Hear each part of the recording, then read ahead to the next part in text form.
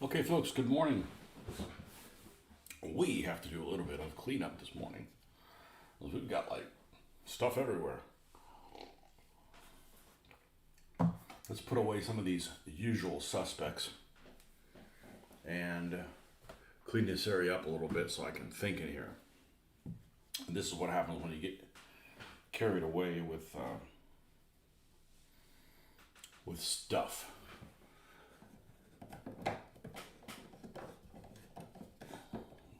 Doing all kinds of different stages of different things and at different times. And just an effort to get the ball rolling. We were on yesterday for about almost 5.5 hours. So got a lot done.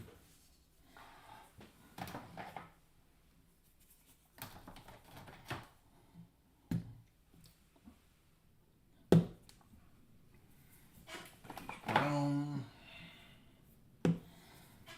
This color here.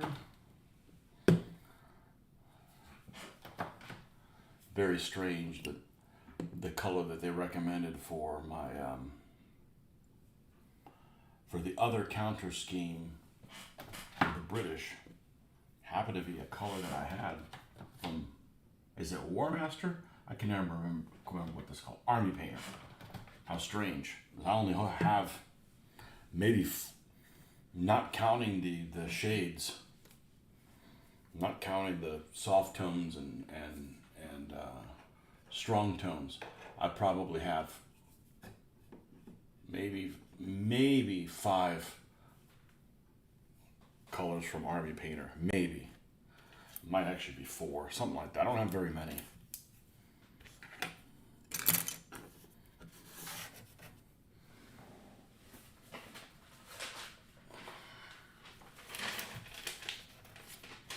It's funny that I feel like I have a ton of decals, but when you end up wanting one, it's one you don't have. That probably happens with everything, so. Perception is reality.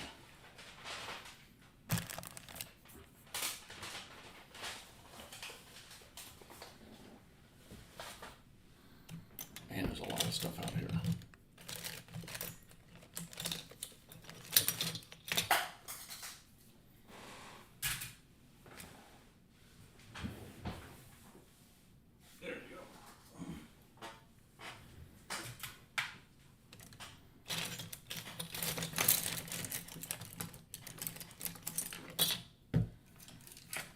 Seen people's work areas and they just get crazy and I can't think with just a little bit of distraction. I can think. It's just you're constantly being distracted and get pulled into a different direction. And you have to look past a bunch of crap to try to find what you're looking for. And it's just way too much work. A lot earlier than normal, that's good.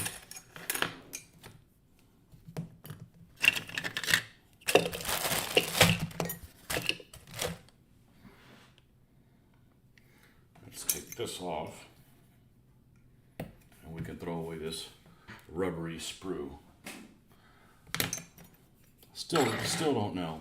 Still don't have a clue how I'm going to glue that thing together.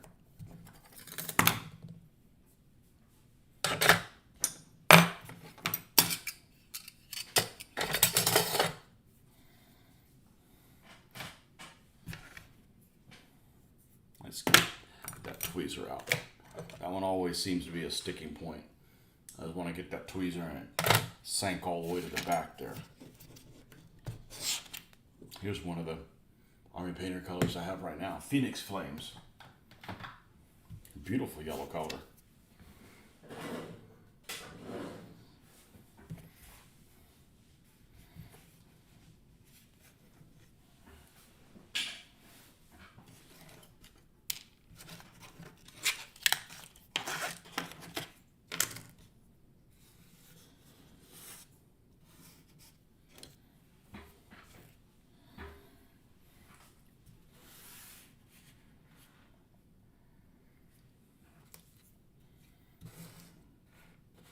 Okay, now we're a little bit more reasonable.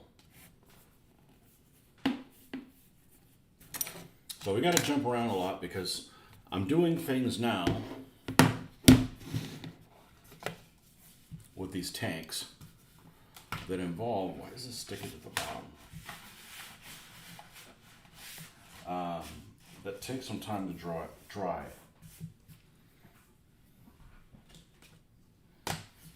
Like basing, for instance. This is the base for the Panzer 1, which I really like how it turned out. And it's not finished yet because it's not sealed. It's not finished until it's sealed.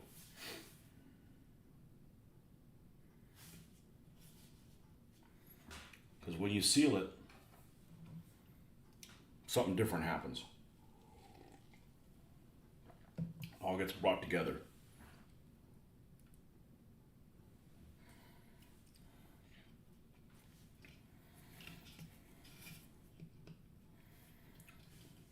You know, and I attempted to put these rocks in a place so they weren't in the way, and I still didn't do it. They're still in the way of where the tracks are going to lay. You know, see if we can shimmy them over, and if they fall off, they fall off. But we can't have them there. I guess it's probably, some of it is due to the fact that I'm not trying to put this goop on here super thick. And I gotta put the rocks where it's thicker.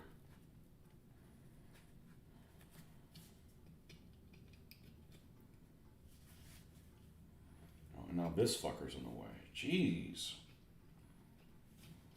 Bloody rocks. Okay. I think we can make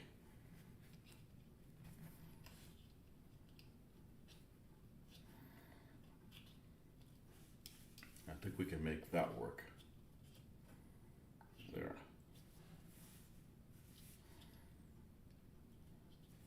Yeah, this is another one of those vehicles that probably needs to be on a stand, even if you didn't do stands.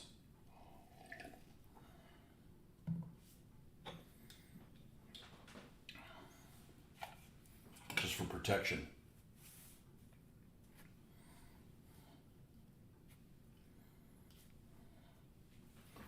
Okay.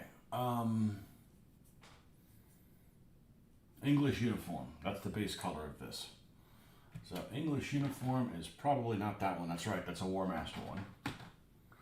Should probably take them and move them out of the way. But when I used the skeleton bone yesterday, this is the first time I'd used a War Master paint. Saved the yellow one in a long time. You know, I don't have anything against them other than they just behave strange. They have a nice array of colors, but it seems like there's less tint. God, I'm going to find that name. When I remember what the hell that's called, I'm going to write it. I'm going to write it up on a sticky note up here on the wall because it's a name I can't ever forget. I can't ever remember what the hell it's called. You know, the stuff that there's one of the ingredients in paint. The expensive one is the tint. It's not called tint, whatever the fuck it's called. I can never remember it. And it's driving me crazy because I don't know what the hell it's called. I know what it's called, I just can't think of it. It has, I feel like it has less of that. Or the carrier in it, and it is just, it just behaves differently than Vallejo, and I don't like it. It's more watery, but without being watery. Anyways, of course, I shouldn't say I put something in a sticky note. I don't have any sticky notes. I'll have to confiscate some from work and bring one home.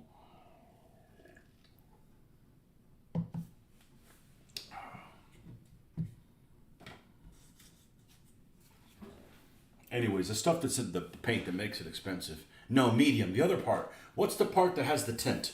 The tint color. The color. The molecules of color that make everything. What's it called? It's not called tint. It's the other thing. It's driving me fucking crazy. I keep this up, I'll turn into Joe Biden in about 150 years.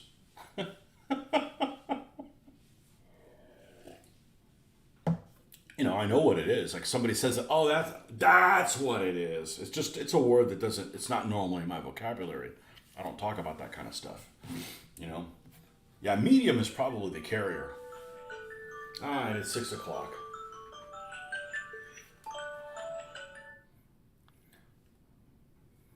I hate that sound, but you know, at least it doesn't scare you into thinking it's some kind of. I don't want to be dismissed. Okay. English uniform. Back to English uniform. Is it this one? Flat Earth. It's near cousin. This is the brown.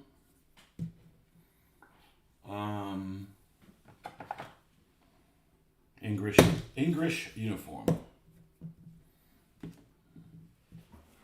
Pigment. Thank you.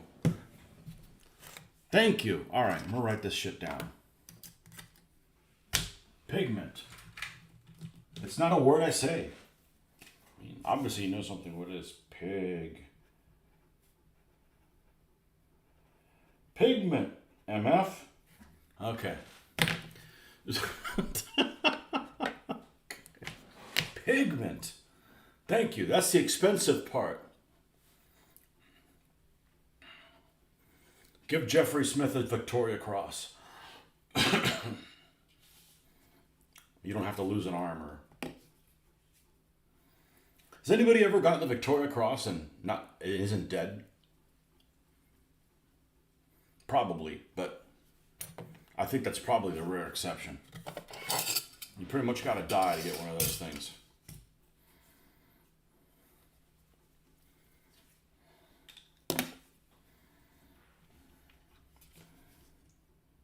Okay, so we're going to put English uniform down all over this surface and let that dry before we can take Mr. Panzer 1 any further.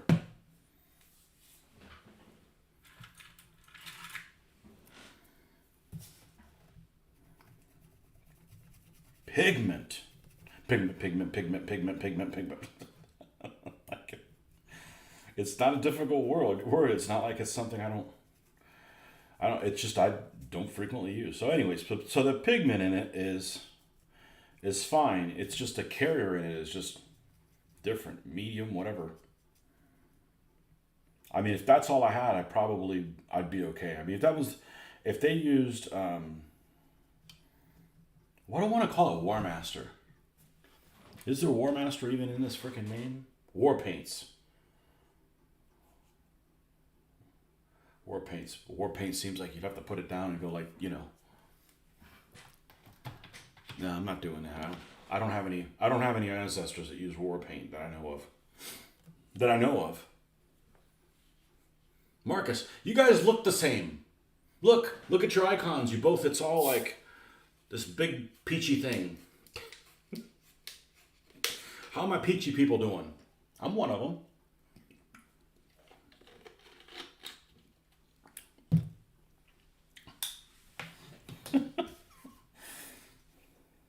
Pigment. Today's word is pigment. Tomorrow's word will be pigment also.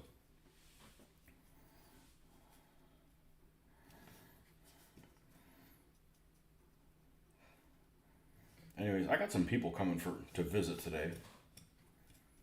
No, it's not gamer people. But I think I should be able to fit in some airbrushing. I need to seal the Panzer 1.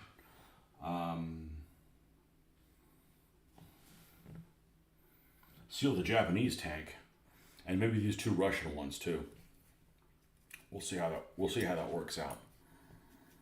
Well, I know for a fact I have to do this, or we're not going to be able to finish this. This takes a while to dry. I wish it didn't. I wish I could just keep rolling with it, but this is going to take a little bit of time. Not as long as it's going to take for the goop to dry. That's probably the longest process of all. So you got things that I can jump from one thing to another without stopping is almost everything except waiting for the goop to dry, waiting for the strong tone or the soft tone, depending on which one I'm using, to dry, and waiting for the initial coating of the of this paint to dry. And this is the shortest of those other ones. Then the wash to dry, and the longest one is the goop to dry. And I don't know how long. It's definitely affected by humidity. We're humid, and it's going to be raining all day long, like a drizzle. Like a drizzle all day long. Like it was yesterday. Like a dreary day in the UK. And you may say, is there any other kind? I don't know. That's what you guys are known for, is having dreary weather.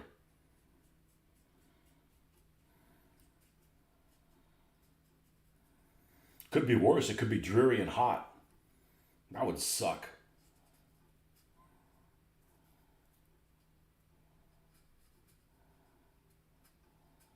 Okay.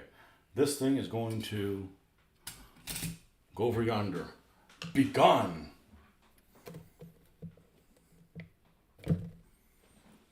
Yep, that's how it goes for war games. I read that too long ago. I don't know what it was in reference to.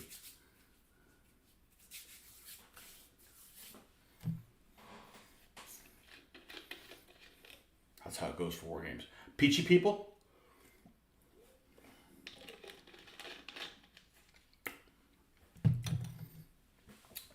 The vast majority of war gamers,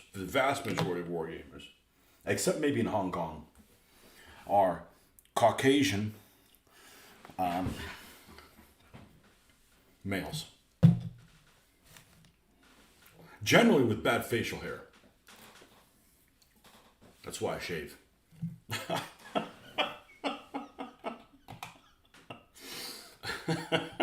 Gotta break out of that image a little bit. No, Hong Kong, there's quite a few gamers that are in Hong Kong because of, British. There's probably gamers everywhere, but I'm just saying, that I'm aware of on the internet. There's a huge group of people in Hong Kong. No doubt because of the, British colony influence there. And,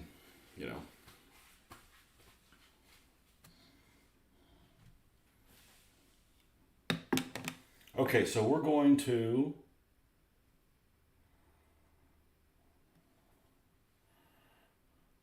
Well, I got this person. I have this person that has a hard-on for me. I don't mean that in a good way. Just like, I don't understand why you put your vehicles on stands. Like, I don't understand why it's that big a deal. Just do what you want to do, And it's funny. They sent this huge, long response, but they put their guns on stands. I don't put my guns on stands. Just this little Pack 36. Once I figure out how I'm gonna glue it, it's gonna be just like this. It's not gonna be on a stand. The crew members will be on a little penny where I can move them around. Where this guy gets shot by rifle fire, we take him off. He's a goner. But the gun itself won't be on a stand. I may need to put it inside of a house or somewhere where the stand isn't going to be able to fit, but the gun does. So, all right. So I'm going to let's do the easy thing first, which is let's look at T26s. I'm actually going to paint the tracks on this one because I got to wait for them to dry. But we're going to let's go ahead and look for the T26 markings, because we're going to hand paint those.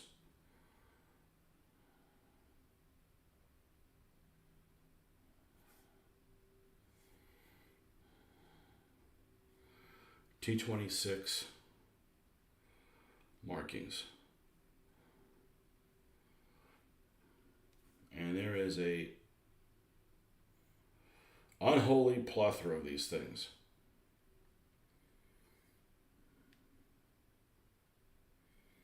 Okay, and I have two. So let's make sure I don't use the same decal, because that would be stupid. And entirely possible. Now these are the ones from Pegasus, and they're a much better model. They're also more expensive. Kind of. Okay, so we have the 1.4 and the one with like a little N above it. Okay, so let's not pick either one of those two.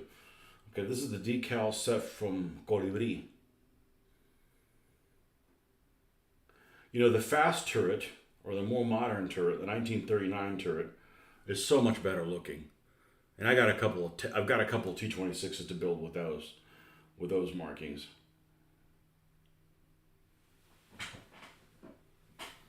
And this one with the machine gun turrets, I'm probably going to paint him with little dashes on top. Kind of interesting.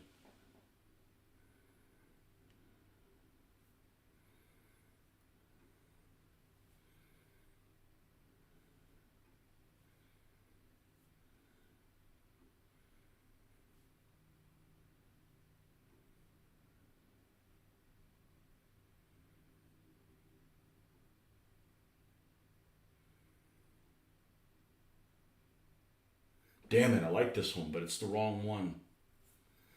This is the one of my fast turrets I'm going to do like this one.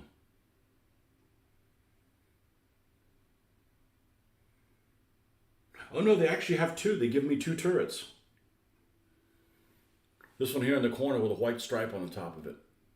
And what I mean is, I looked at this one, I'm like, oh, that's the 1939 turret. Well, here it is in the earlier one. That's what we're going to do. We're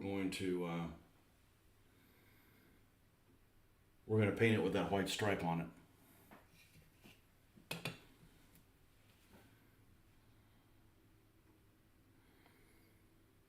Number 6 tanks from the 22nd Mechanized, Southwest Front Uman.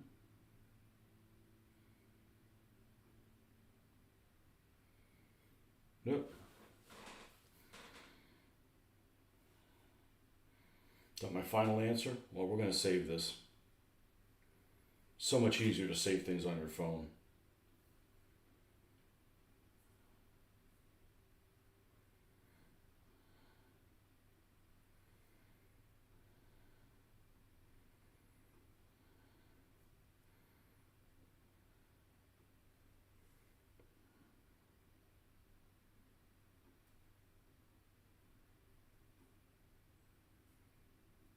Oh, this is Spanish Civil War. We don't care about that.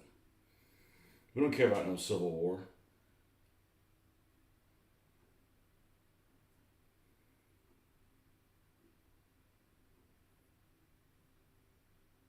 Okay.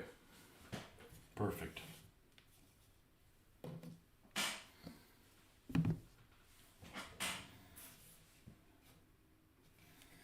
All right, so we need to move you out of the way. We need to rearranging deck chairs in the Titanic here.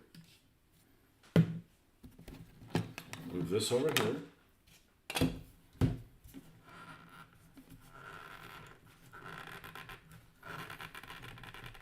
Man, the seal on this is just brutally strong sometimes. Pigment. I'm just going to go into like a fit from time to time. Pigment!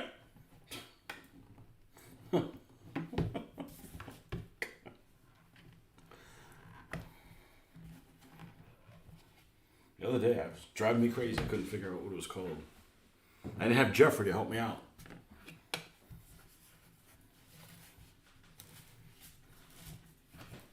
Nope, we can still have some that's alive. Let's drop one of these on here.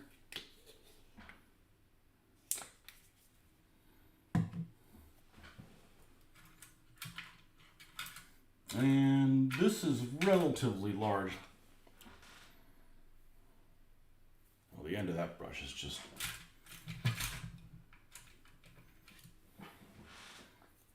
not very comforting.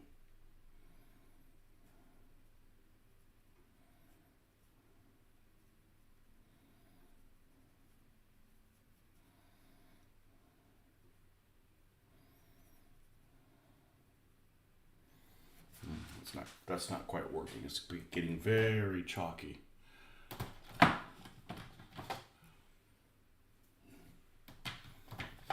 trying to pick color without glasses. Sadistic.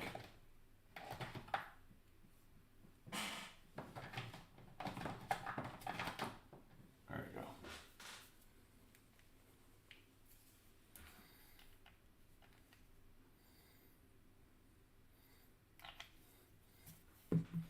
Spent almost all day yesterday thinking it was Sunday, feeling like it was Sunday. Thank goodness it wasn't, because then the day would be not a very pleasant day. A day of displeasure. All right. This thing.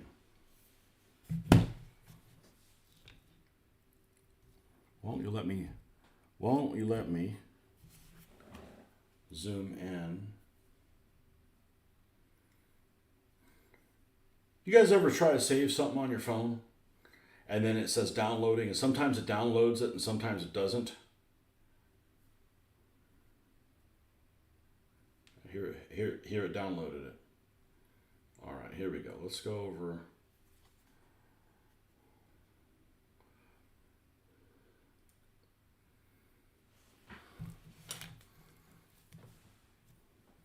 Okay, so the stripe in the center goes between these two things. All right? So, which means it's going to go from about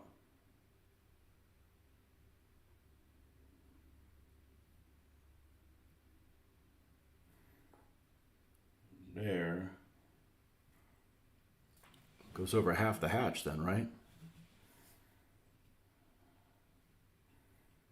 Oh, this is interesting. This has two hatches in the top, but I only see one of them represented. And that's not a very good model.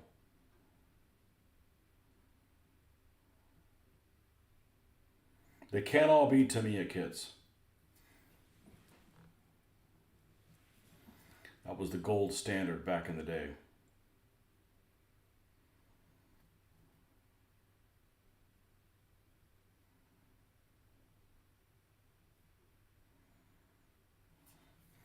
So something like that. This area in the center is where we want our stuff to be. Uh-oh. Mr. Waddy, strange secret second stream yesterday. I was about to message you when I entered it. I don't know what happened. It wasn't intended. I don't think it shut down properly. It's gone now.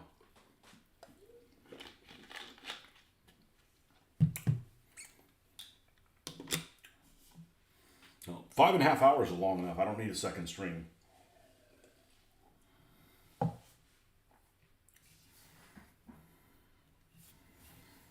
hope the volume wasn't on and was talking about all the illicit stuff I do on the side.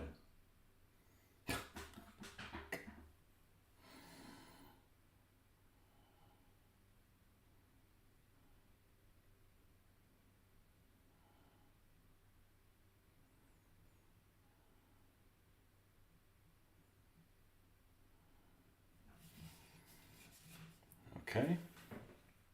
And you want this to be watered down because I want it to look like it's hand painted. I want it to look like it's hand painted by an alcoholic.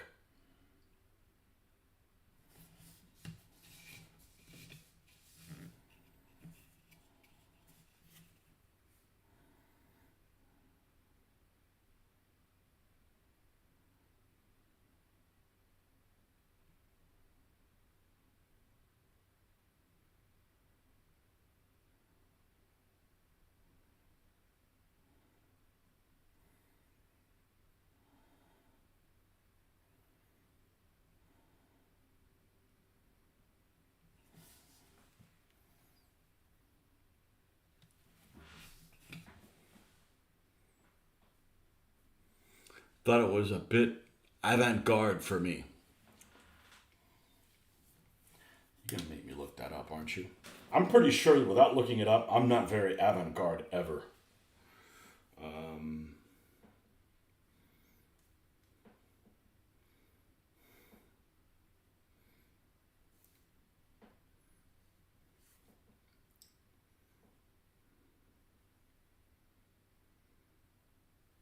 Let's look at avant-garde art.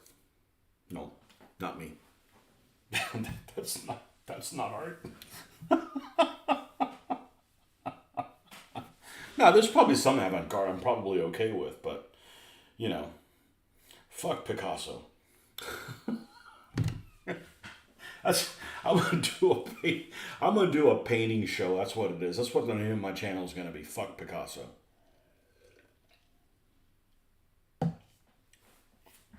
It's okay if you like that, but it's the Picasso justifiers. You know, the people that say, "Oh, he actually was a good artist, but he decided to paint a different way." That's kind of like saying, you know, I need to go to the bathroom and I can use it properly, but I just decided to shit in my pants this time, just for variety, just to prove I could do it. It's more fun to shit in my pants.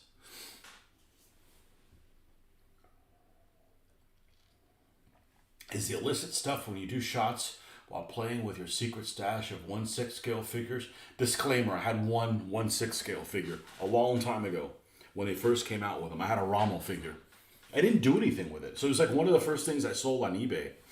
I'm like, what am I doing with this freaking Nazi fucker in my closet, you know? Looked just like Rommel, you know? Who made those? Dragon? I want to say Dragon made them. You know, he's this big. Remember those translated reports I told you about? Well, the Soviets even hand drew the regimental logos on their reports. Oh, that's cool. Go for it, painting. Welcome. Hey, go for it. You came in, threw a grenade, and left yesterday.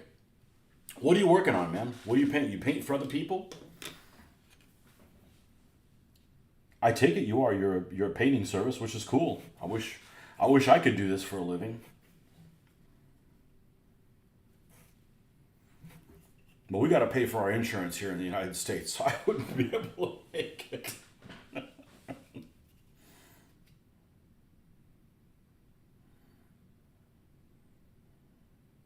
I'm not going to say anything bad.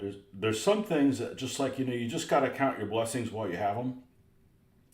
I'm not going to say anything bad about the U.S. insurance system because nothing's perfect and it sucks. But my insurance is covering my medication that is not life threatening, thankfully, but it's basically kept my skin free of the stuff that I've had since I was 18 for no additional cost to me. So I'm not going to talk. I ain't going to talk shit about the insurance. It's at least working for me. So,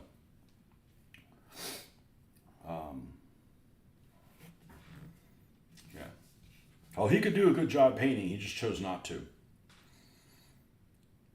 It's like, why'd you do your job improperly at work? Well, I could do it right, but I decided it'd be more challenging to do it wrong. That shit don't fly with me.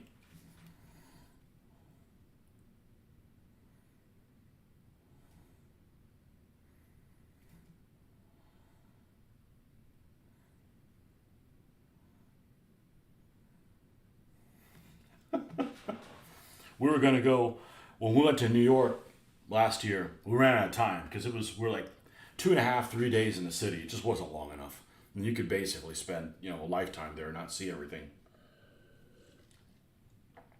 But my daughter had this idea that we should go to the MoMA and like laugh at shit. And I'm sure there's lots of things in the MoMA that I actually like. And I'm not like my dad was like extremely traditional with art. He'd like if it didn't look super uber realistic, he didn't like it. I appreciate impressionistic stuff, but I don't like this. I don't like art that's like, well, what is it? Well, what do you want it to be? No, this isn't fucking poetry. Okay, you either know it's a tree or a boat, but when it's in doubt which one of the two is, you're not doing a good job. But there's a lot of impressionistic stuff. There's probably avant-garde stuff I like. Um, but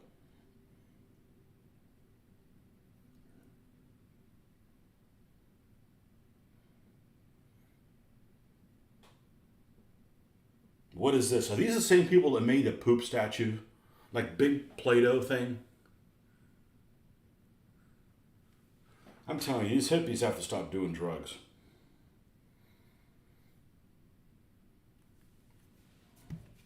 I don't know. I want to go to one of these museums, like make fun of things that need to be made fun of.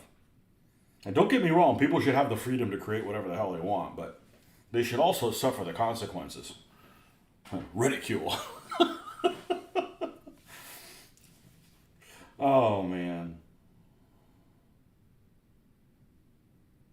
As somebody who paints and spends quite a bit of time painting, I'm not saying I'm the best person out there, but I want it to look good. It takes some effort. It takes time, even if and stuff that you can just throw together. It's just not the same thing. I was saying yesterday, my daughter got picked. She's in college, and she got picked. I don't know if she picked or she volunteered or whatever. Anyway, so they had a fundraiser, an art fundraiser, and she paints. She does watercolors and stuff, and she does stuff that I don't do. Um, she'll do faces and animals and stuff like that, and they look like the face and the animal that they're supposed to do. But watercolors are very difficult to do because they're almost the opposite of how I paint. I paint dark and work my way up, and hers is the opposite, and it's not very forgiving. And meaning it's very difficult to fix. I'll just throw something. I don't like something how it turns out. I'll fix it. I'll paint it dark again and then work its way up again. And go for it, disappear again. Anyhow, she volunteered or was asked to donate something for a fundraiser they did, and she did, and it looks really cool. It looks so cool that we actually took a photo of it and we printed the photo out and have it in a frame in the other room. I'll show it to you guys if you're interested. It's small. It's really cool. It's something I would never do myself, just because it's not a subject matter I would do. There's nothing inappropriate about it. It's just, I can't do everything, so. But what I thought was really cool about it is she told me that she just kind of sketched it and it took her like 30 minutes or something to do. And I said, I would donate stuff if it took 30 minutes. I can't donate stuff that takes 7 or 8 hours to do or worse. So,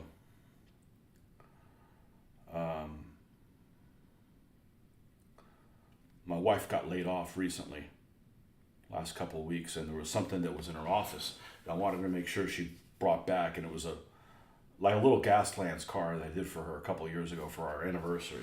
I was like, make sure you get that back, because that was like 40 hours worth of work or something like that. It took I spent a lot of time on that thing. You make sure nothing happens to that little fucking car. You can't just turn around and buy something like that, There's some things that are not available in stores, and that's one of them. So make sure you bring that little car back.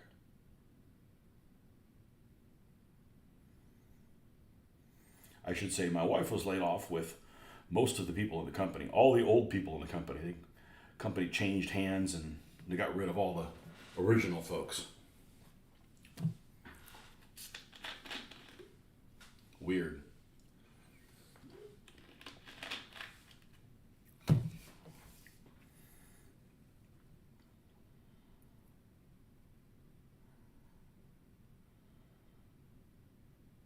There we go. That's what we're looking for. That's what we're looking the stripe to look like towards the bottom there.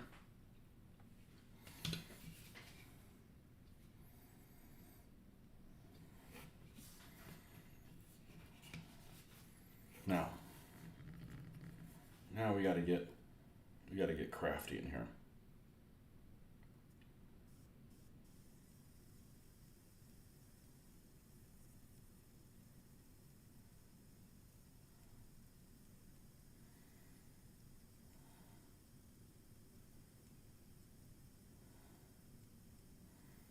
I'm going to specifically try to leave some of the green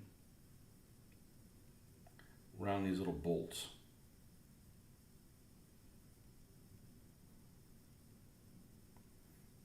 And this stuff that I'm doing right now, this is like some of the stuff I enjoy doing the most.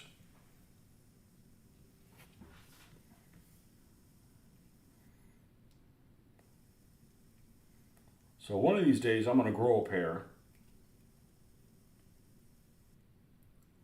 and try to do a whitewash vehicle.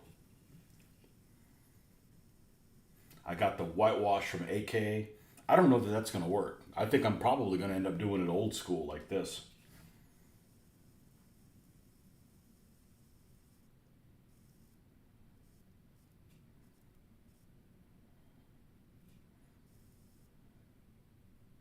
Because some of the winter battles are some of my favorite stuff. I really like that relief to Stalingrad thing. And that's what I thought I was going to do with this. When I picked these things up at a store, I'm like, oh, this looks like a snowdrift with some like barrels there. But these people always have this stuff to do at cons. So if these come out really well, I'll just buy some more and make some of them for snow. But I only have a snow table, or, you know, I don't want to bite off more than I can chew.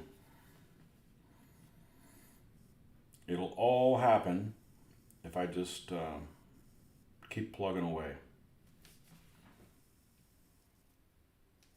But I really like this new painting area in this new house. The lighting here is just incredible. Without my outlight, I could probably still paint. The lighting in here is that good. So that's just a blessing. Did you ever play a game called Red Orchestra 2? No, but I've heard of it. It may have come out in the time period where I didn't have a functioning computer.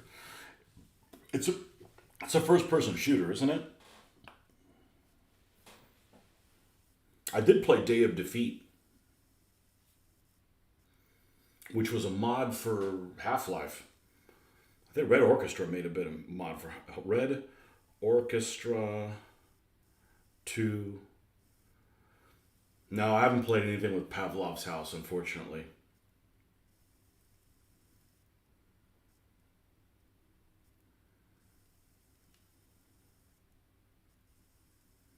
Heroes of Stalingrad.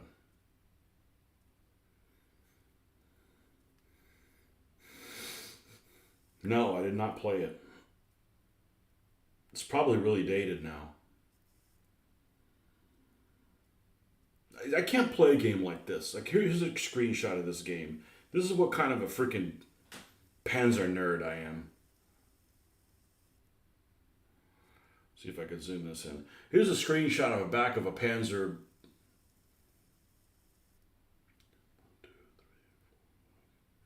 I don't know if it's a 4 or it looks like a Panzer 4. Yeah, it's a Panzer 4. A Panzer 4 here. Look at the back of that turret. Look at the number on it. 517. There's no way the last number would be as high as a 7. Well, if this is another shot of the same tank, then this is not. This is a Panzer 3L. Maybe you got 3s and... I can't play this game. Look at this. Look at this tank. I mean, whoever designed it designed it really well. Look at this Panzer 3. This has got smoke dischargers, so it's got to be an L. Yeah, it's got the applique armor on it. What's wrong with it? Look at the side of the turret. It's got a big Balkenkreuz there. They'd never put them there. That's where the turret number would be. Why don't these people hire me? I'm right here. Like, dude, I can like say that doesn't go there.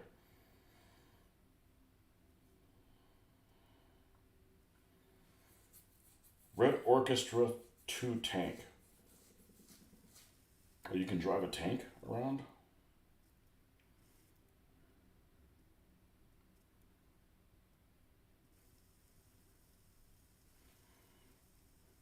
Yeah. Is it worth playing? I don't mind playing video games. I've got about a 1 hour tolerance. After about an hour, I don't want to do it anymore. I've done it. I've saved the world from the Nazis how many times, and demons, and it's like, it just gets old. Like, how many times are you going to keep recalling those guys back? Like, you know, how many tours you want me to do? The problem with video games, I don't have anybody to talk about them with. I don't. You know, I can do this stuff, and I can talk about you guys with it. I play video games, I don't have anybody to talk about them with. And then you'll find a really cool video game, like I fired up the Oculus, you know, the thing, and there's a couple flight games that work really well. And they had just come out with whatever it's called, Aces of the Pacific. It's not called Aces of the Pacific, but it's called something, Pacific Fighters or something or another. I'm like, cool, I'll be able to talk about World War II aircraft with these people I'm playing with.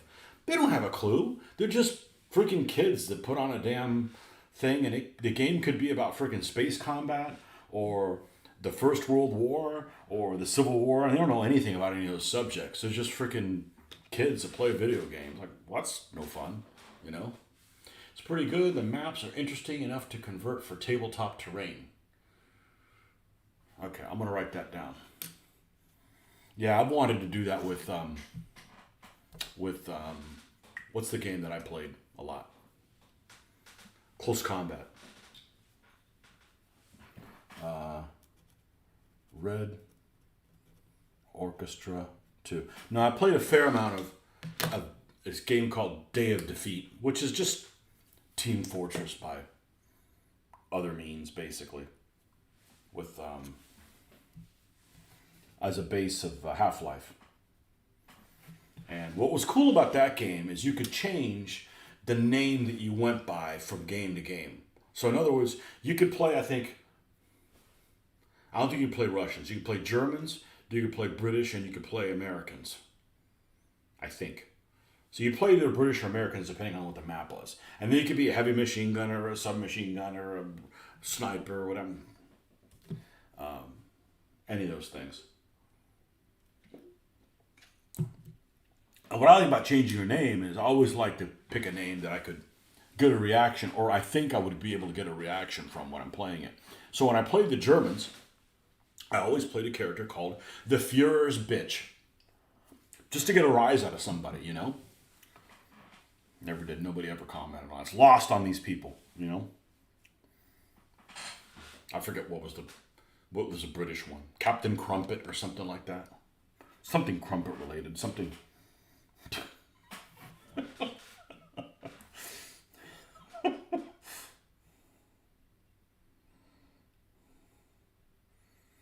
Only I remember the Führer's Bitch.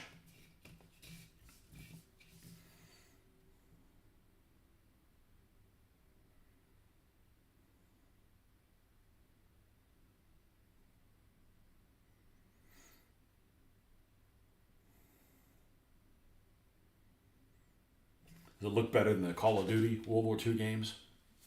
You know, visually. Some of those things are beautiful. I mean, just really, really beautiful. There was a game that came out many years ago. I'm trying to think what it was called. And it came out for the Xbox 360. I think. Or it came out for the original Xbox. It didn't run really well because it was just really high demand for it. And then they made another one for the 360, which ran a little bit better. And God, what was it called? And it was really cool because it was a first-person shooter, but you could like direct the rest. You're like playing like one guy in a squad. You're playing like the squad leader or the assistant squad leader.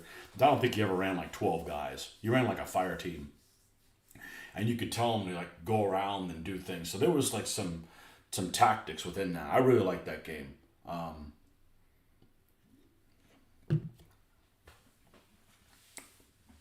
want to say one of them was called something Hill 30. I still have it.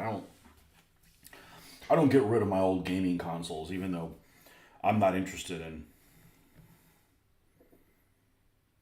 going back and playing older things if they don't run. The problem is they don't run well.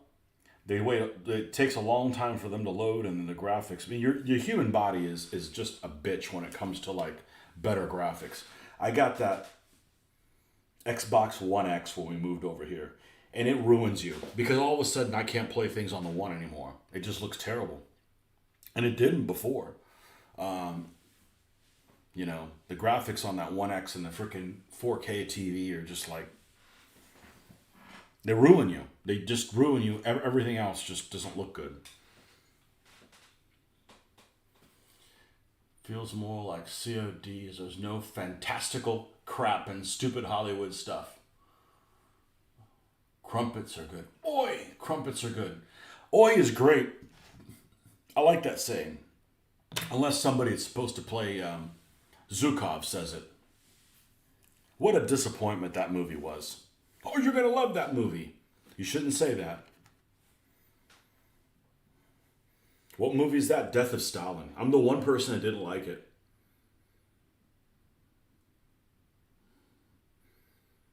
Nobody says oi in Russia. Okay, so we're looking at the side of it. And I like Jason Isaacs a lot. No. That was bad form. Okay, so if you look at the side of this, there is a vertical panel line that goes almost 2/3 of the way on the turret. And it doesn't exist here. So, wow. Okay, it's not on this side either? No. All right. This is not a very good model.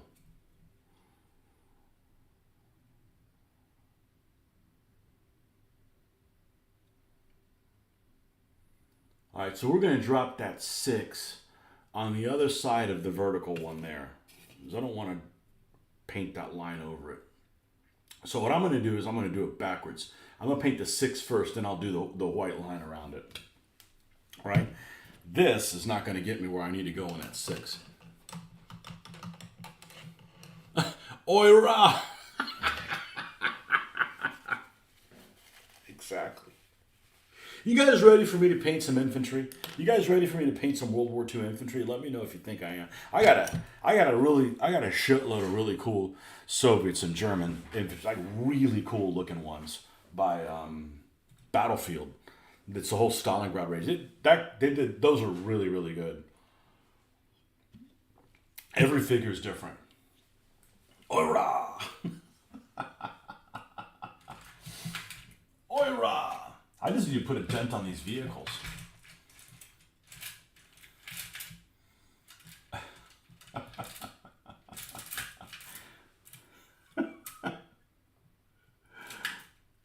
Oh man. They just do stuff like that, and I just think that they just make most people, I'm not talking about us, I'm talking about most people on the street, just think that stupid things happen. Like, oh, that's how they talk, that's how Russians talk. Why? Just do a fake Russian accent. You know, I could do one. With no training, with no professional training, I could do one. So if you give me some professional training, I'd be really good at it. These guys are actors. That's what they do for a living. Okay, so we're going to paint a 6 here. How big is she?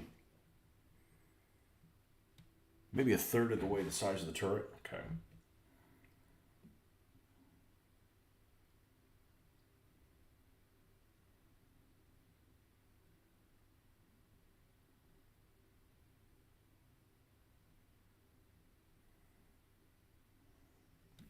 Okay, so there's our 6. And we'll go to the other side. And likewise, we'll do it on that side of the vehicle.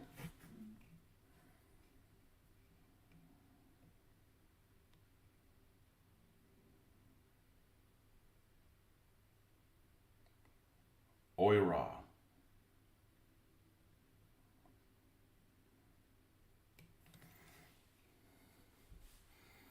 Okay. And now we'll paint that line, which I'm going to use the bigger brush because it won't take 50 brush strokes.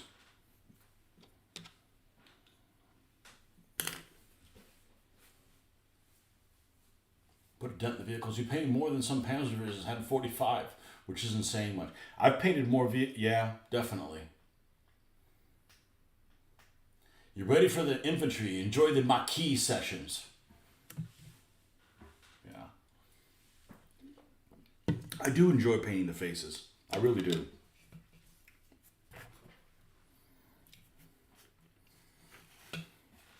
Nobody commented, hey, you should paint those Japanese. So the question is, if I paint this stripe all the way, what happens when I get to the back of it? Does the back not have it? Or the back goes all the way across? Or I use artistic license, which is you put a 6 in the back and you put that one as well. I kind of like that. Talking myself into shit. Let's put a 6 in the back too. I forgot I did the Maquis.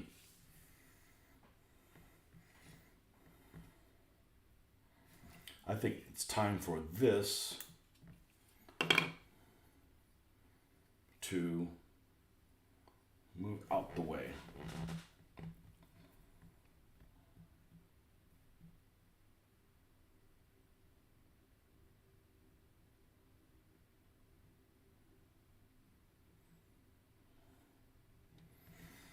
Okay, there we have a 6. Let's brighten that up a little bit.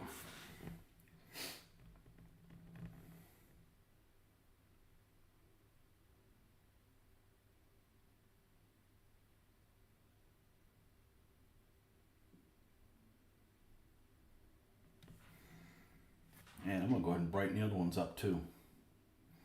Use more pigment.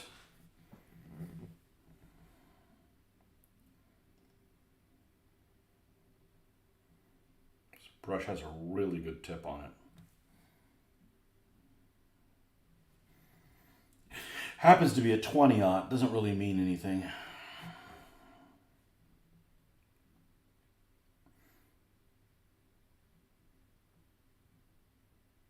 I think most of my details work's probably been with a 1-aught. It just depends on the brush. You got to look at the end like, okay, this is going to get me where I need to go, or this one's going to be a problem child.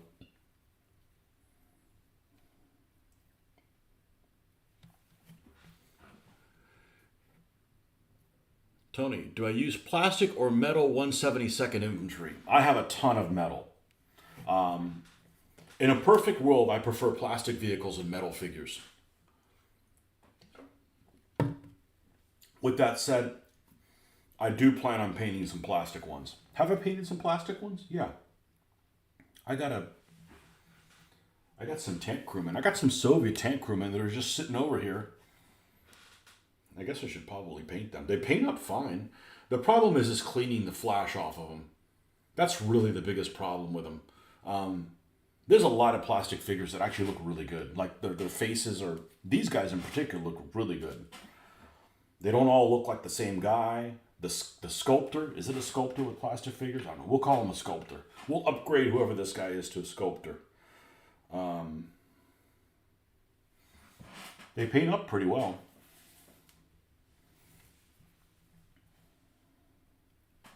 All right, where does the stripe end? The stripe ends here at the front of this thing. So we're going to come in here. I'm going to try to go in the middle ground.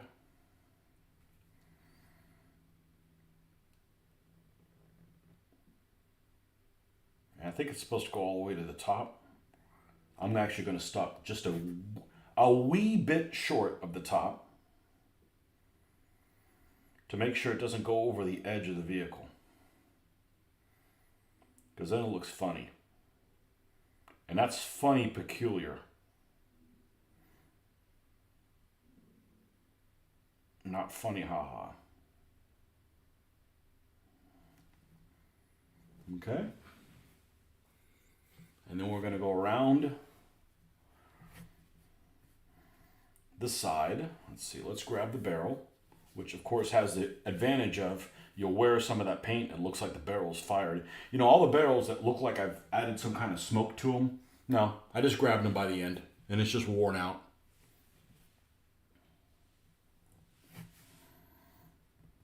I'm just worn the paint off.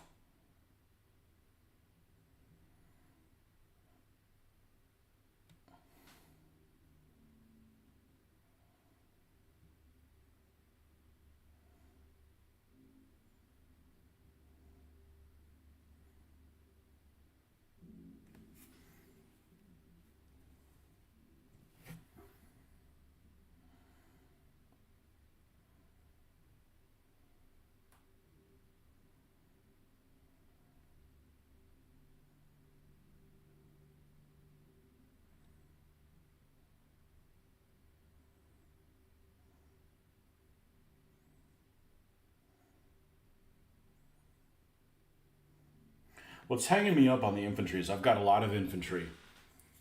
I'm going to say 60 figures. I have about 60 figures painted. Well, with my key, 70 figures.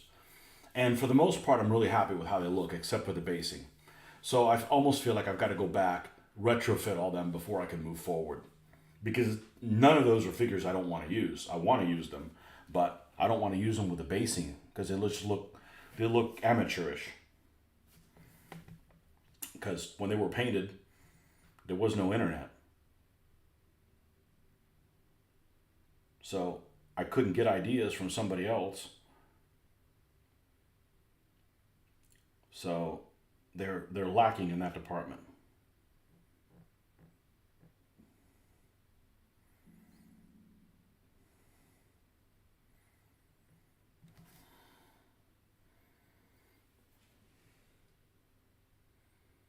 We'll just keep bringing this around.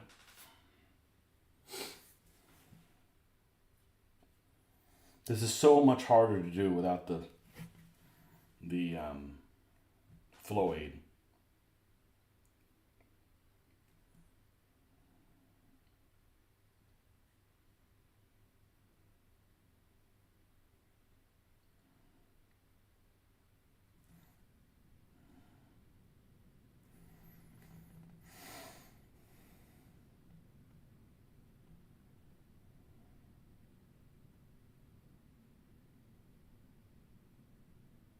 Because your brush catches. Just keeps your brush. You know how you're supposed to put like gloss coat under a decal to keep it smooth? It's the same thing. You put the flow aid on this to keep the brush from like getting lumpy. The paint getting lumpy on there.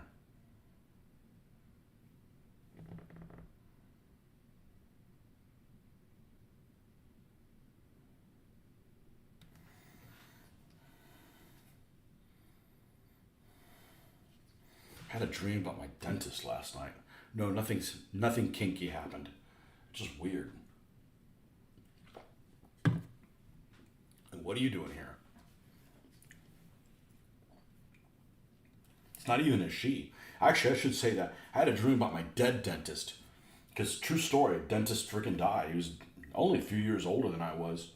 And he had some kind of melanoma. I forget what it is. Some cancer thing. And he freaking died all of a sudden. And he was in my dream.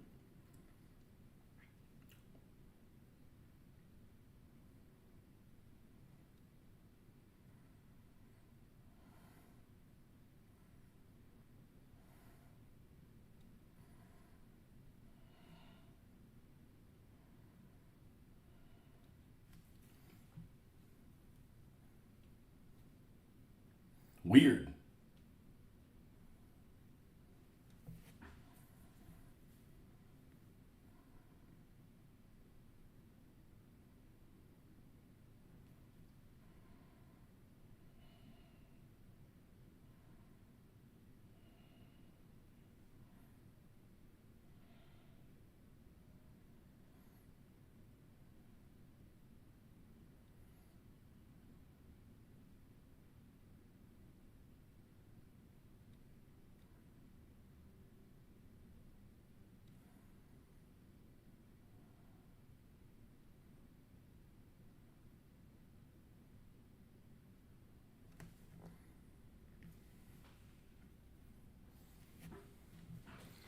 Nothing weird, but it came up after you talked about things getting lumpy. The dentist? The dentist was just it's kind of interesting. He was, and I like going to the dentist. It's like going to the spa.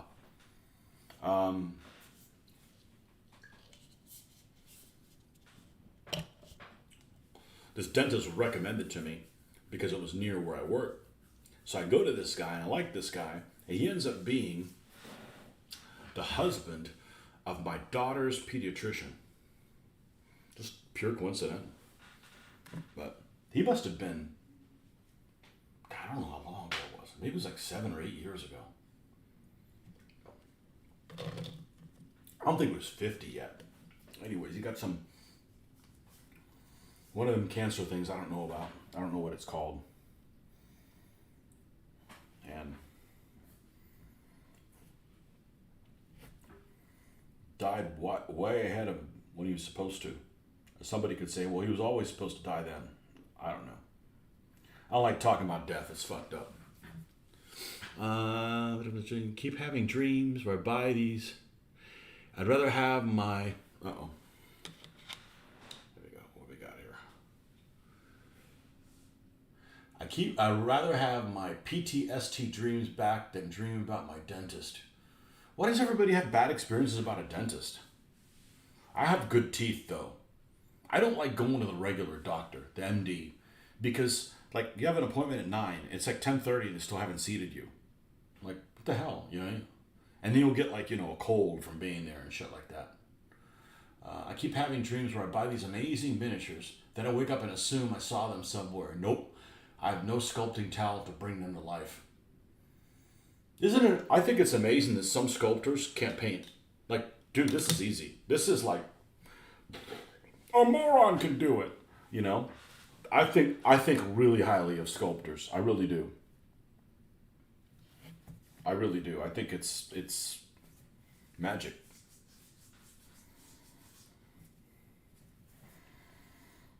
This is easy, man. It's just a perseverance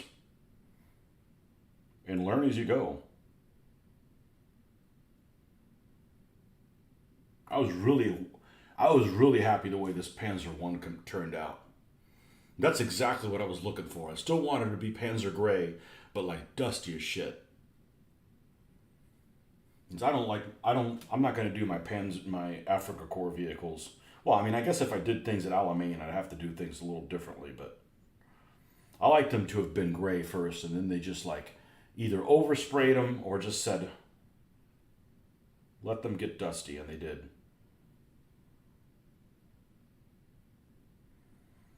I just like when you have a vision in your mind of how something is going to be, and then it turns out that way. And that's hard to do sometimes.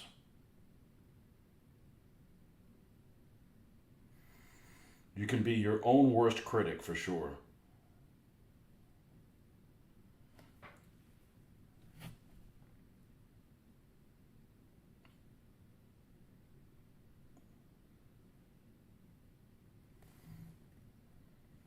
Okay. That's pretty good. That's pretty good. That's pretty good. I'd say a little bit more here. This should be about where we want them. I want it to look like it's brush painted. Because it was. With a really crappy brush for sure.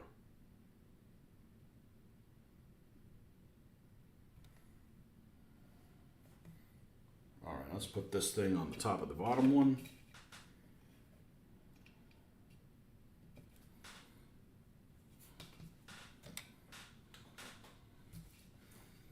And there's the teachable. Of course, this will be weathered.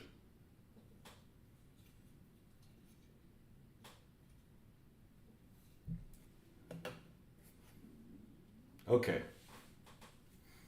Gotta wait for that to dry. Now, what I should have done first, I said I was going to do first, the tracks on this bad boy. On this Vir boy. I think that's how you say it. It's not my responsibility to speak Russian correctly. They don't use the alphabet that people agree to use. I'm fine with different languages. Can we all just use the same alphabet? I mean, it just makes it a lot, a lot easier. I don't speak French, but I can make out a lot of stuff because they use the same alphabet.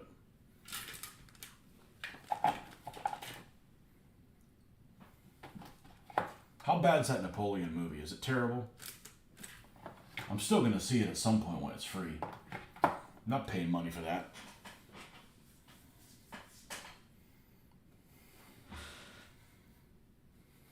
Unfortunately, Mitch watched it. That would have been fun to watch with him. And film a reaction. I'm not a Napoleonic expert by any stretch of the imagination. It never will be. So I'm probably not a good choice for that, but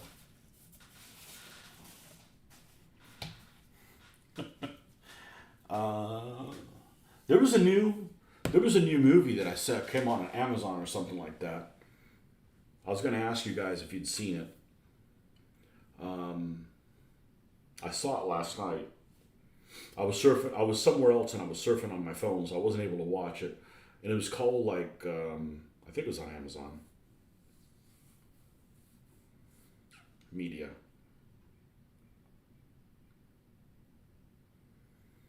I think it had a stupid title like 1942 or something like that. It was one of these Russian propaganda things, I'm sure. 1942. Yeah. 1942, unknown battle. Like, okay. Any good?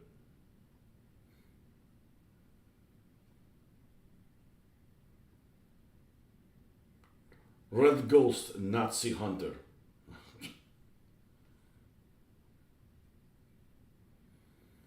Pamfilov's 28 was terrible. I had to go over and skip around. The action scenes with the tanks, I swear they used real panzers for that. Those were excellent. Those were really, but the storyline is just garbage. Just make believe garbage.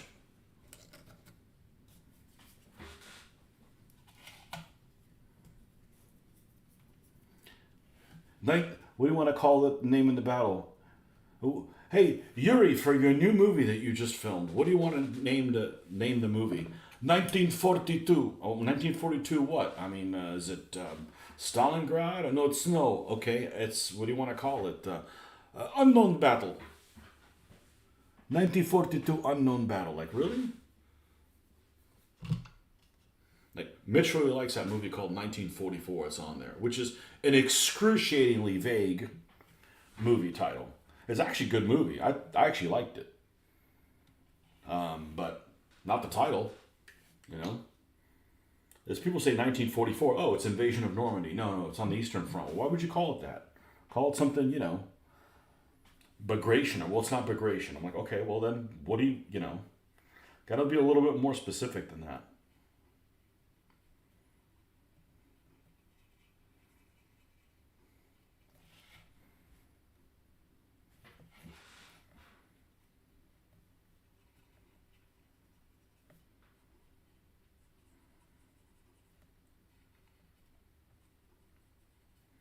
This is my first trumpeter model. And other than the hatches don't open, it's really my only gripe with it. It's beautiful. It's well made. It has a lot of details on it.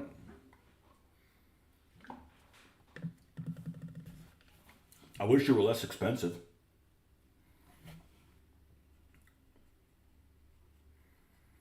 It wasn't really expensive, but it's the shipping that kills you on these things. Like, nobody wants to pay for that.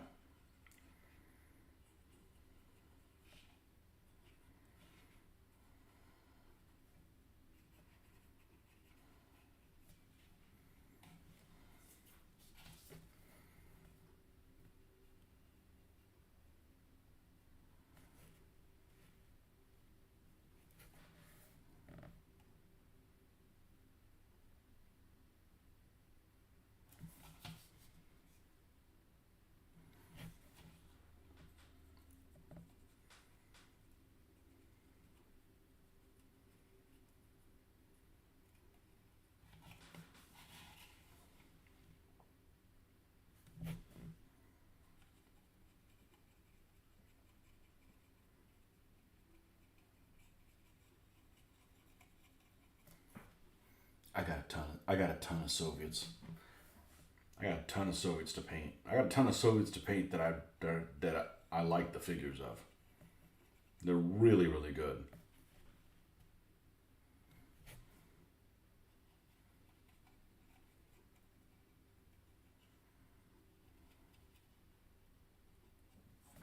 All in white metal.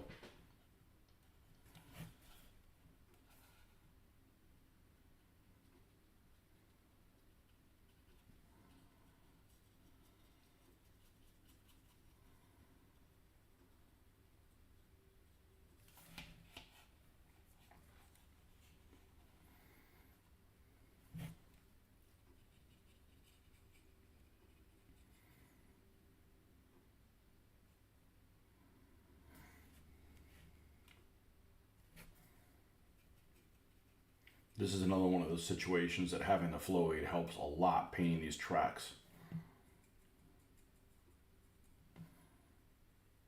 It helps getting the paint in all the nooks and crannies instead of having to go in, water it down, you missed a spot.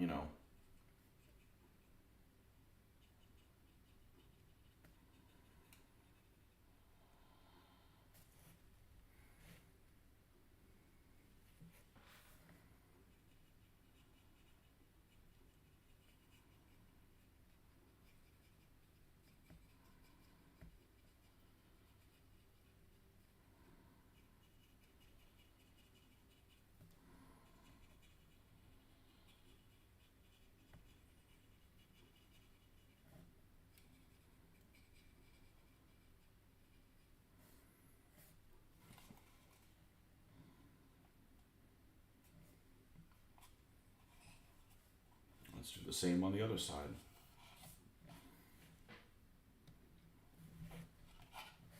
Again, grab it by the barrel. You might wear off some of that paint. What color paint's underneath? Black. Perfect. It looks like the barrel's been shooting. Exactly. That was by accident. I'm like, oh, okay. I see how this is working. This is good.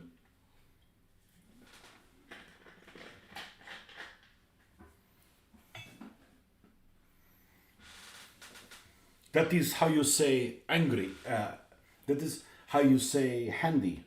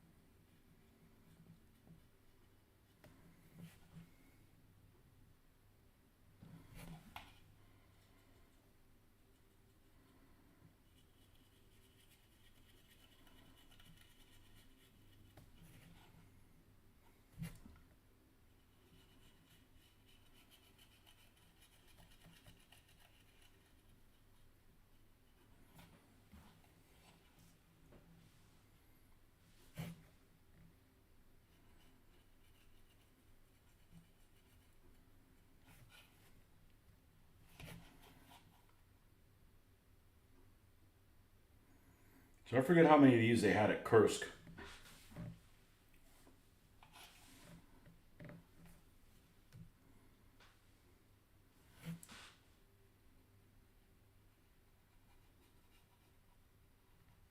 Say 20 of them or something like that.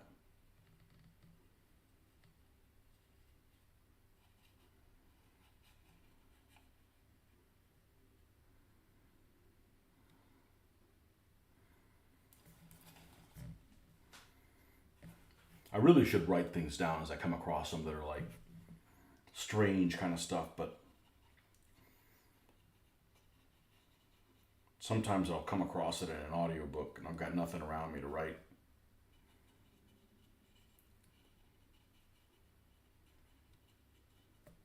Little snippets of information that nobody would find useful except us wargamers.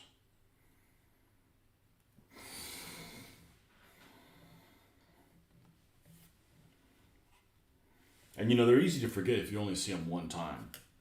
But if you see them all the time, or you do research on something, you're like, oh, okay, I remember this because I've looked for it several times. Like somebody I know contacted me yesterday, and their question was, and I almost thought about doing a video on this, but the problem with doing a video on this is I'm invariably going to get something wrong unintentionally, and then it's not on video, and then people get out there and like, well, you said this when you should have been that, and hey, I make mistakes. I don't want to make them, but shit happens. I'm human, unfortunately. And I don't mean by I'd rather be a dog or something like that. I'm just saying we're going to make humans.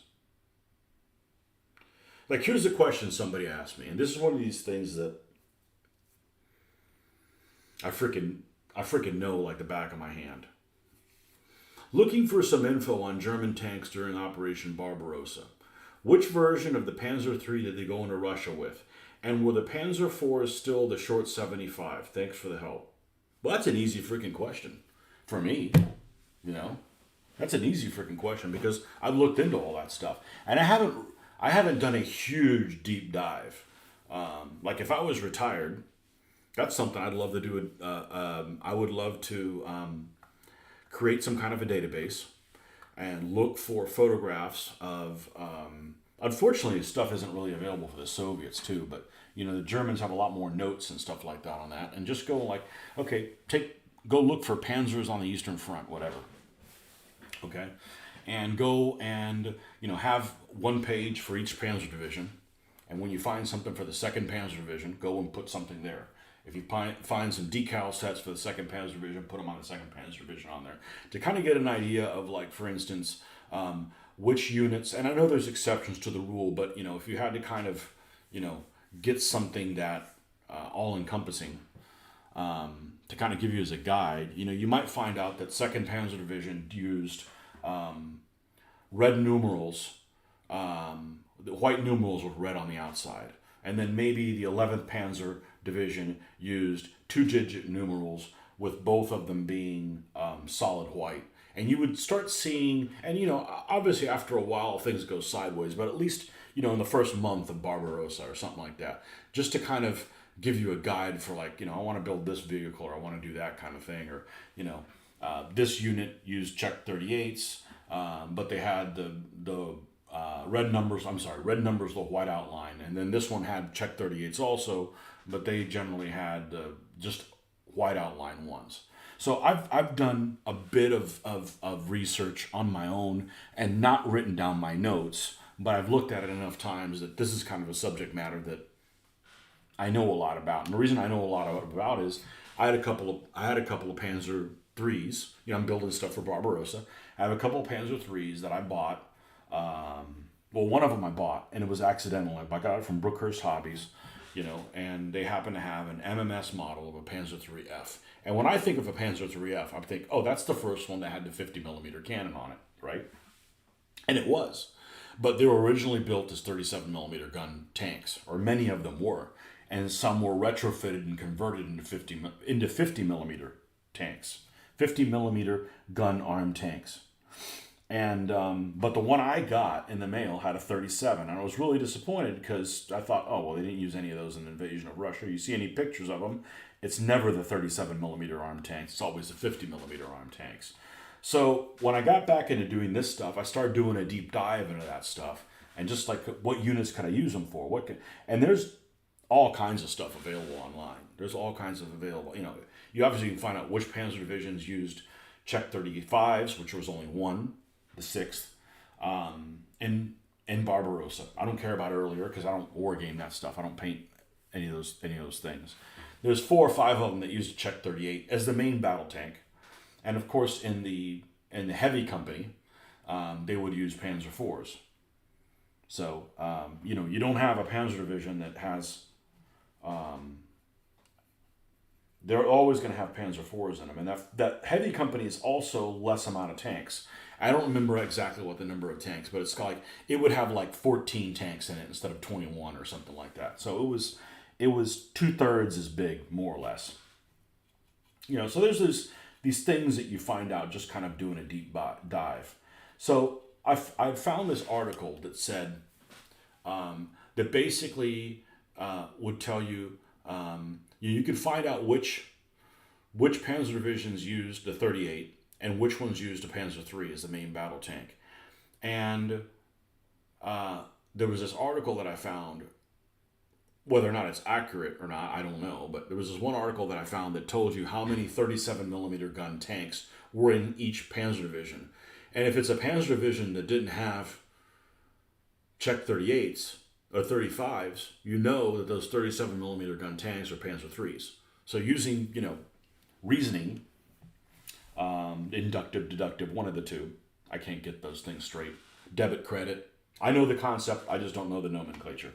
I was able to, figure out which, if I had these two 37 millimeter gun Panzer IIIs, E's. No, they're actually F's. They're F's, not E's. I could kind of figure out what divisions I could make them for if I was interested in doing that. So I did, and but that kind of information would be cool to just. I would enjoy doing a deep dive on that kind of stuff. But as a X-35th scale modeler doing this stuff now, I dig that stuff. So and then there were some Panzer divisions that were over strength, because normally what you would do is each Panzer division would have a Panzer regiment. Each Panzer regiment would have 2 battalions in it. If it was over strength, it would have 3 battalions. So the 2 battalions would normally be 4 companies each, 1, 2, 3, and the 4th one is the heavy. And in the other Panzer battalion, it would be 5, 6, 7, and 8, the 8th one being heavy. So if you go and you look at stuff like, for instance, Africa Corps stuff, because it's easiest to find out, you're going to find out that the Panzer IVs are almost always going to start with a 4 or an 8. And we're talking about 1941 stuff. You start getting later in the war and all bets are off, and that's not where I've done most of my research. So if you go and you look at, in 1941, you're looking for models of a Panzer IV in the heavy company, they're going to be either 4, 8, or sometimes they'll be 12, because some of them will have a third battalion. So that battalion would be, let's see, what would it be? It would be 9, 10, 11, and 12. So you'll have like some Czech 38s that will have like really high numbers. And the reason why is it's basically an overstrength Panzer division. And depending on the Panzer division, I think the 11th, the Ghost guys, they use 2-digit codes. So there's variations between them. But I love that. I love that kind of dig that stuff out. So when this person contacted me, it's like that's stuff that I know, and that's stuff that I know really well without even writing it down, because I've looked at it myself. And as a war gamer and I used to have a couple Panzer divisions and 1 285th scale for command decision. You're like, of course, those didn't put the numbers on them or anything like that. They didn't actually put the numbers on the vehicles. That would be extremely, extremely small. But I love doing stuff like that. I would love to just be retired, just surf for pictures on the internet and start categorizing. Same thing for the Russians. If I find some kind of a pattern with the Russians, but the problem with the Russians is that, or at least what I've seen is, you'll have a tank. Let me pull it out, because I have one of them. That could be taken a couple different ways. Let me pull it out, because I have one of them. No, we're not going to pull that out. This one vehicle that I painted the slogan on the side of it. It's a T-34. And let's see. I don't remember what the hell it says, what it means anymore. Let's see. Let me find her. I painted her last year. Here it is. This guy right here.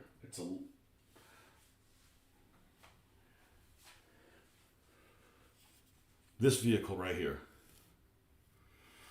When I was looking at it, this is a slogan that says something like for Soviet Moldova or something like that.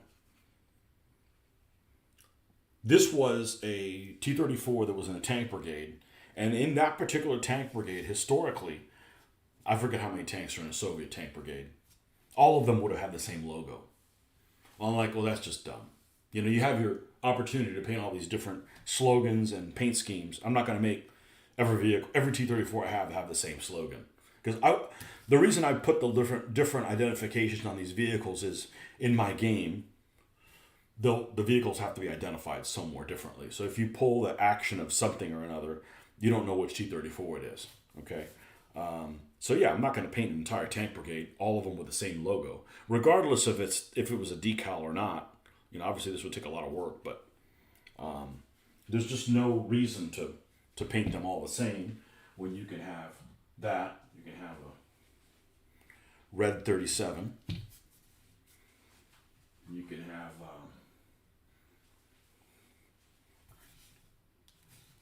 red 37, white 27.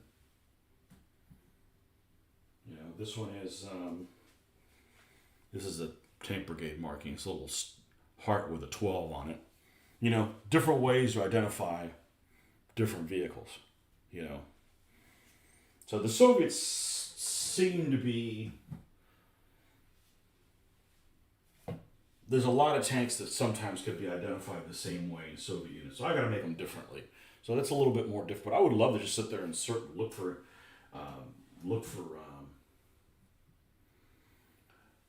commonalities and make a big database for it. For free. I don't want to charge it. That shit's fun. If you do stuff like that, and the next thing you know, you end up finding out this really specific information that's useless to anybody other than you, but you end up being a so-called expert on stuff like that. But I love that kind of stuff.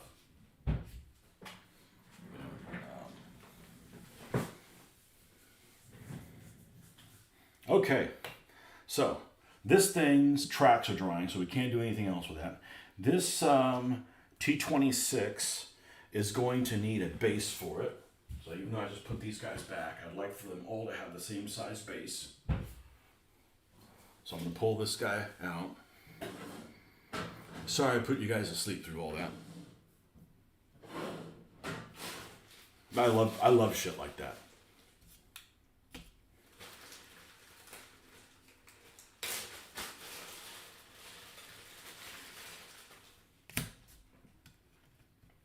same width.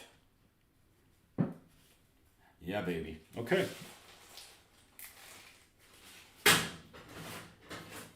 I have one here ready to go. Is this the same base? No, I don't know what the hell this went to. It's for a vehicle that... It's for a vehicle that I already have. All right. Might have been a T-34 or something like that. We're going to cut, put the glasses down, have to put them back on. So I can find myself. All right.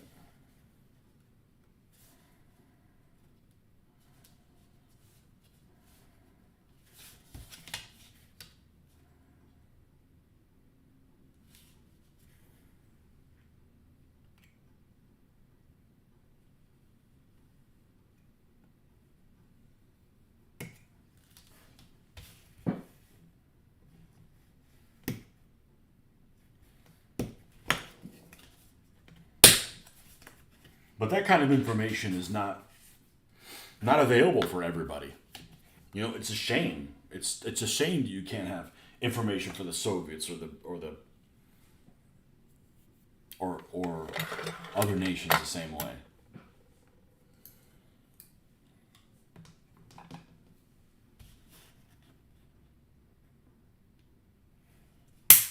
Some stuff is just hard to find. They didn't write down the stuff that us modelers want.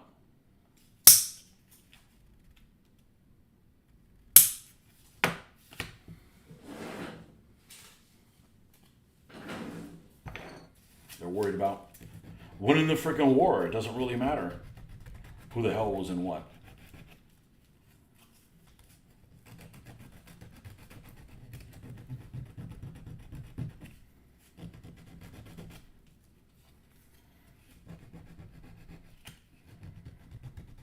And it's just stuff that you find out when, you know, happening. Like there's a Panzer division that was formed in 1942. It was like not the latest one, but one of the later ones is the 22nd. The 22nd went into southern Russia. The 22nd was one of the ones that was equipped with Panzer 38s. Czech 38s, as I like to call them. It wasn't equipped with them in 1941 because it didn't get formed until 42. It didn't go into action until 1942. But its Panzer 38s were painted yellow. And they weren't painted Dunkelgelb. They were painted a yellow that was none of the above. It was Dunkelgelbish. Sand yellow or whatever. The same yellow that they used for, you know, you'd see some vehicles in 1942. You'd see the Germans started experimenting with camouflage in 1942. And they'd do like a yellow overspray or something like that going into Russia. And that unit had Czech 38. That their tanks in the 22nd had Czech 38s, which are really a piece of shit in 1942. You know, you've already encountered the Soviet tanks that had problems with them, and you're like, you know, let's throw more things into the fire with the same, you know. Czech 38's a reliable vehicle, man. That 37 millimeter gun, just you can't deal with it. You can't deal with a T-34. You just can't deal with one. I mean, if the 50L42 has problems dealing with a T-34, the 37 is really going to have problems. But they went in. They went in Fall Blau.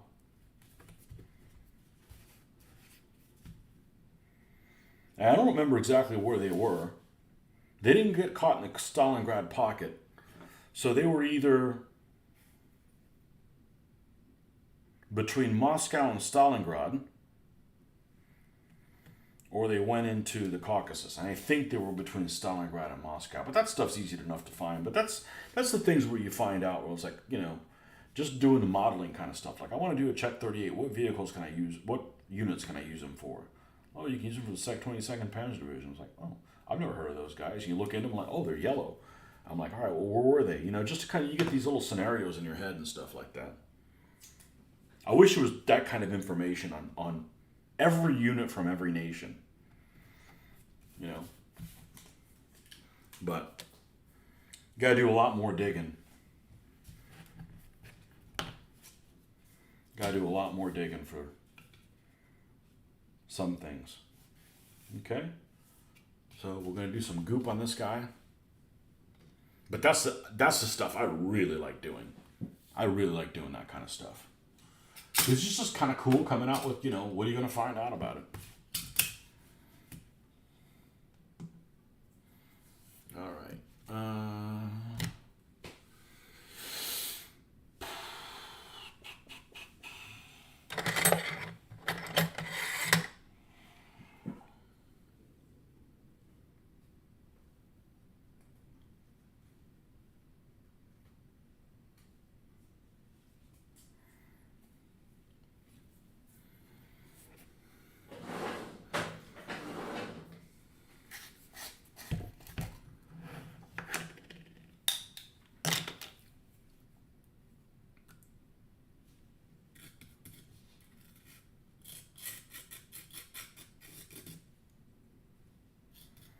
This is the basing for the T26.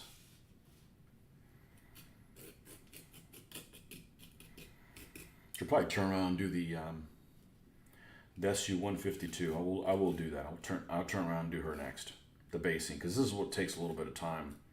Well, a little bit of time. It takes hours for this to dry.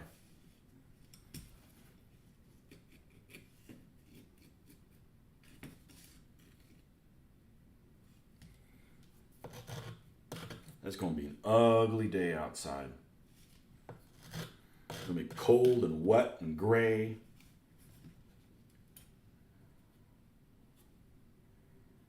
Keep that edge clean. Looks a lot better for me. Okay? Now, for the SU-152, I bet it'll fit on the same size stand that the JSU-122 is on.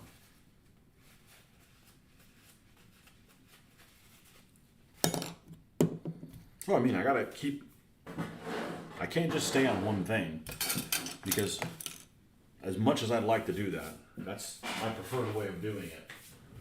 Some things take a while to dry. Where's what was a mistake coming out here without glasses? Still found it though. Here's its later cousin,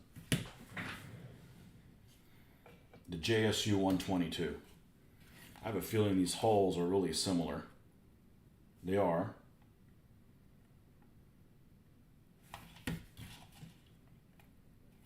So, will this be able to fit on that base? It will. All right, so I want another base the same size as this one.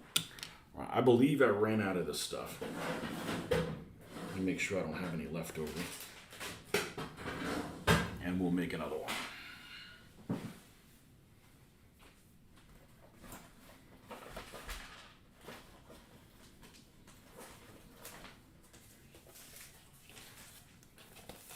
This is what I use for basing. Evergreen scale models. Thickness is 0.080, or as I prefer, millimeters, 2 mil. 2 millimeters thick.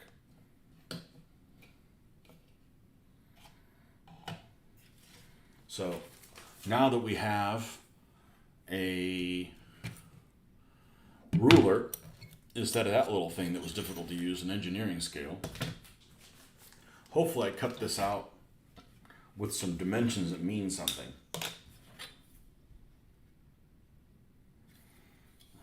bet I did it in inches.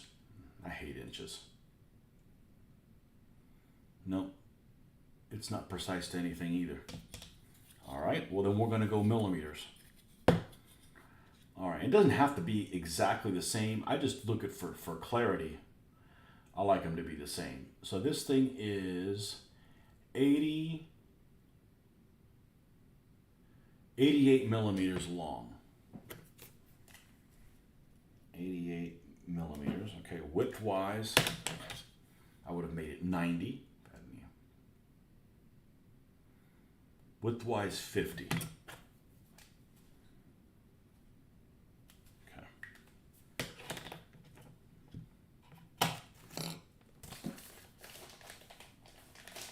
Before I get started on this, I will be right back. Let me get a refresher I'll be right back in 5 minutes.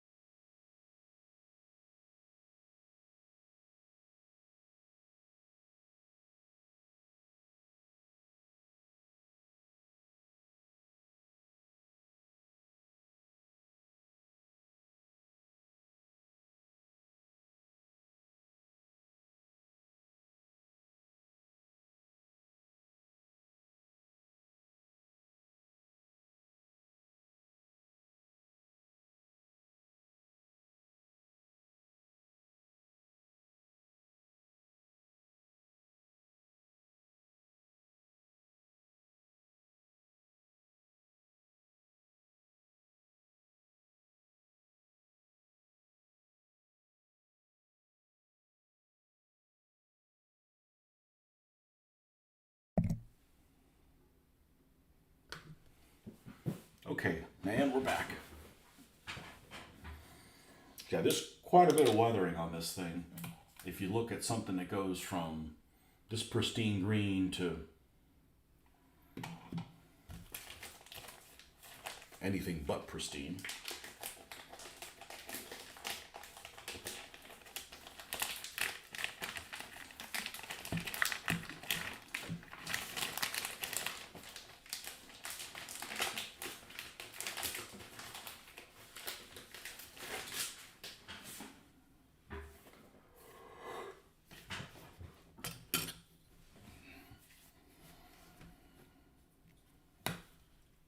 So what kind of length are we talking about here?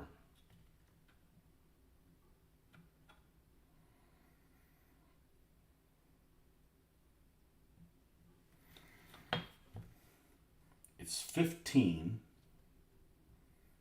nearly 15 millimeters, 150 millimeters wide, sorry, 15 centimeters wide. So I think I'm gonna cut it this way. That way I'll be able, it's unlikely to have, I need a vehicle wider than that.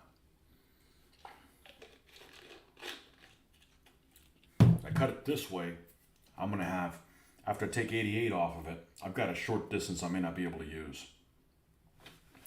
So let's go 50. Let me use a pencil. I feel like the pencil's less slippery than this. Where is one right around the corner?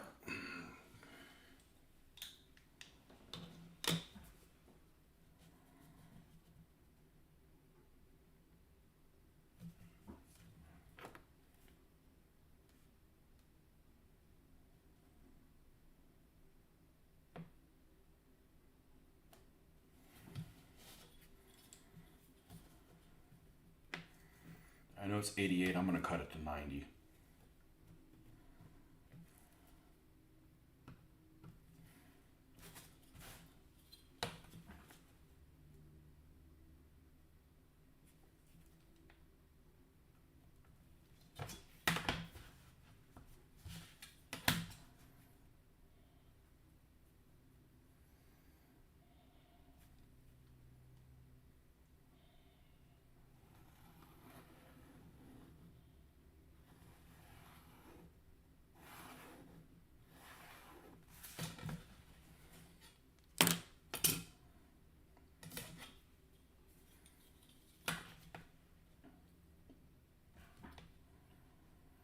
And I wanted to get a little T-square. This, I couldn't find one. I couldn't find, at some point, it doesn't have to be that precise.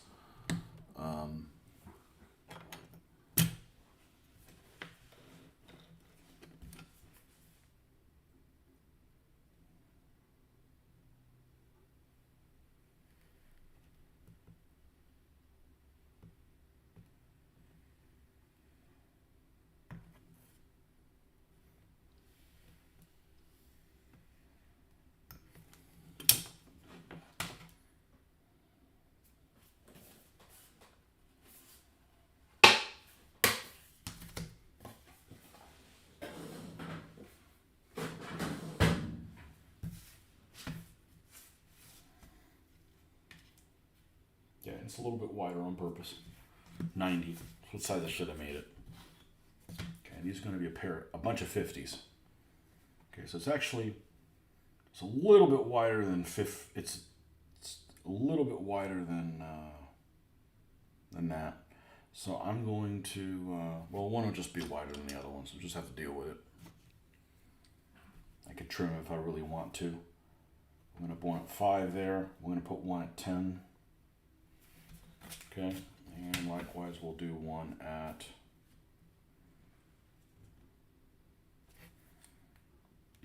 5 here, 1 at 10.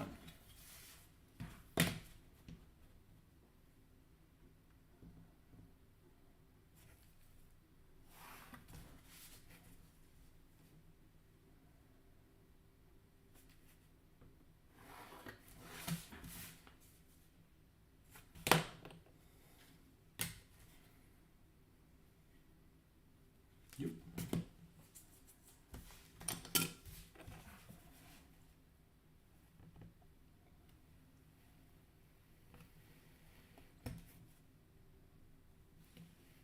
Shit.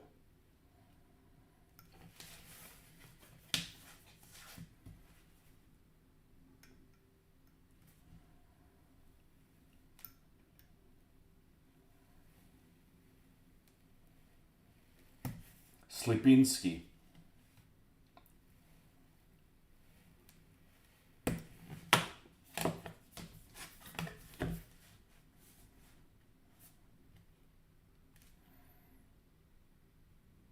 All right, good. Survive that one.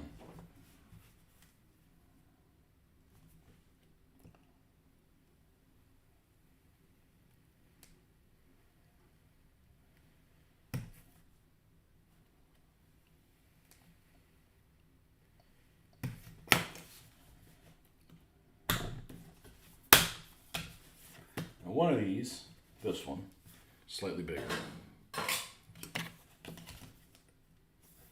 And I'm going to use the one that almost went sideways.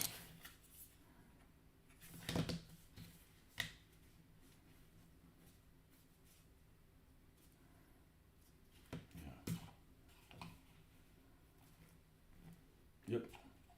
I'm gonna leave it. I'm gonna leave this one at 90.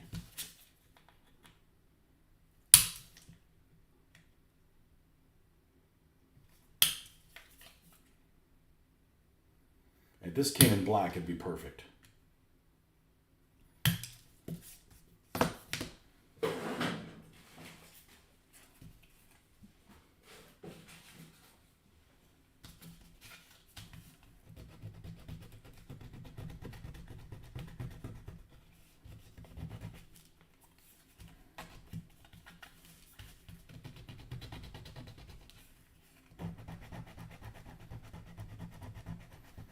Now, when I was talking about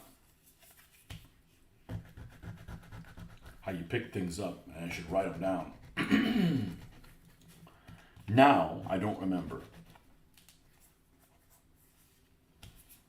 But when I was reading the book about Kursk, this vehicle had its debut at Kursk, and I don't know how many were there, 20, something like that. And I don't remember where they were, because Kursk is really two battles. The north and the south. It's probably more than two battles, but the north and the south mainly. I'm going to use this as the top. So we're going to score this side.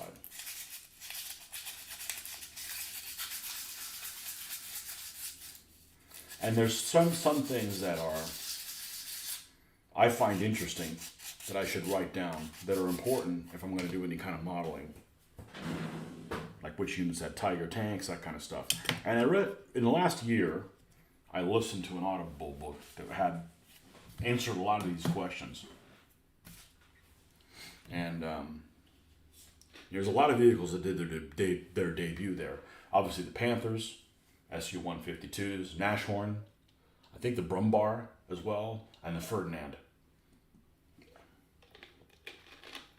Ferdinands are all up north, all of them. You see a Ferdinand up front at Kursk? They're all up north. I think there were in two battalions, the 653rd and 654th.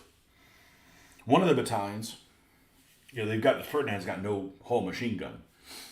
So one of the battalions had some of their Ferdinands with these platforms that they built behind them to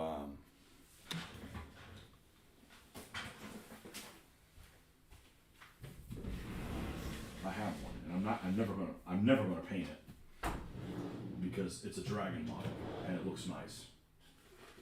And I just saw it the other day. I mean, like the other day, like yesterday.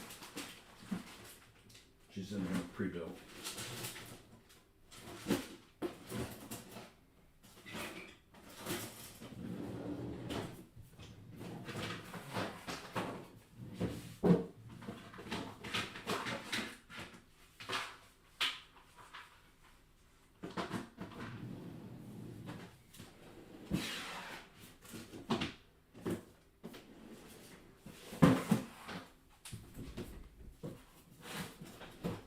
I should be able to go back and find this information relatively easy. Okay, it's got to be here then. This is where I saw it. Right? Right. Here she is. I'm never going to paint this thing. It's already pre-painted. I was just, there's no reason to do this. It's one of the first Dragon diecast things that they made.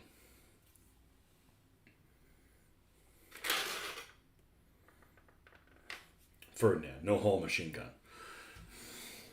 An 88L71 cannon, and that's it. Nothing else. One of the two battalions, 653rd, 654th, one of the two, created this platform back here. With just, I want to say I've seen a picture of it.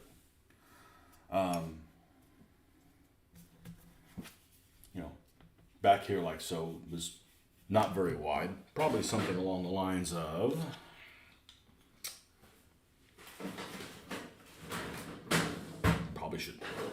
probably should modify this with the platform. That'd be kind of cool, right? Little platform like this, obviously the width of the vehicle. That some Panzer Grenadiers can be there, and and if infantry comes, they can take care of the infantry.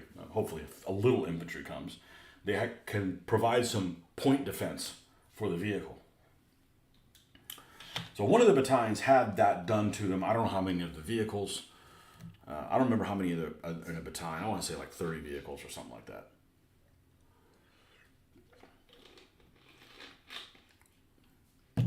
And some vehicles had an MG42 that they had inside that they would fire through the barrel. Obviously, if you got really close, it wouldn't be very useful because the barrel can only rotate such a distance. But I mean, maybe if you're 500 yards away or something like that, and you didn't have any HE. I don't know how many HE. These had quite a few rounds on them, but they're basically anti-tank vehicles with a shitload of armor. I mean, this thing to the front has armor like nothing at Kursk. Nothing at Kursk has this kind of armor on the front.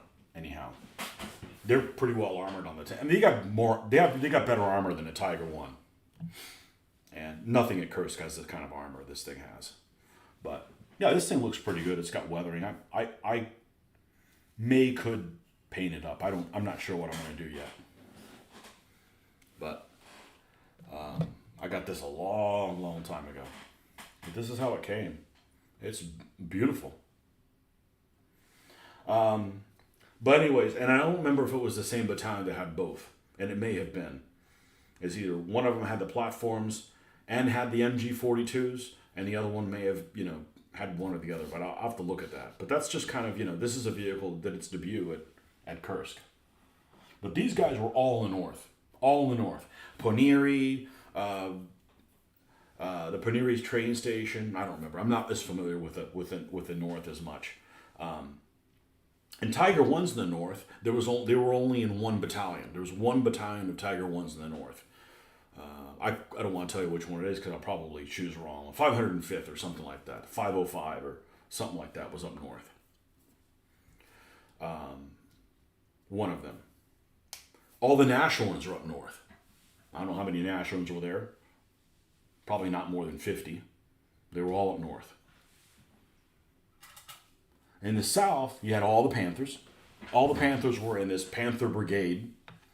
And there was a company's worth. I believe it was a company's worth. That was attached to Grossdeutschland. That was part of Grossdeutschland. So there was Grossdeutschland Panthers. And then a Panther Brigade that operated next to Grossdeutschland as well. Conveniently, right in front of a Russian minefield with soft terrain. So along with all the problems that the Panthers had at Kursk, which was many, transmissions that were unreliable and would catch fire. They would, something along the lines of they would overheat and there was a fuel leak and it would catch fire. Without even being in combat, without even being hit. And they got put in front of a minefield. And they got put in front of soft terrain. And the crews weren't experienced using them. They were brand new, basically. I've got two of them. I've got two Kursk Panthers to do. They're already built. Just got to paint them. From Zvezda. So along with all those issues, all the Panthers were in the south. The Tiger Ones was, one company of them was distributed. One of the Tiger One battalions, don't ask me which one, don't know, don't remember, was distributed among the SS units in the SS Panzer Corps. Totenkopf, Das Reich, and Liebstandard. They each got one company.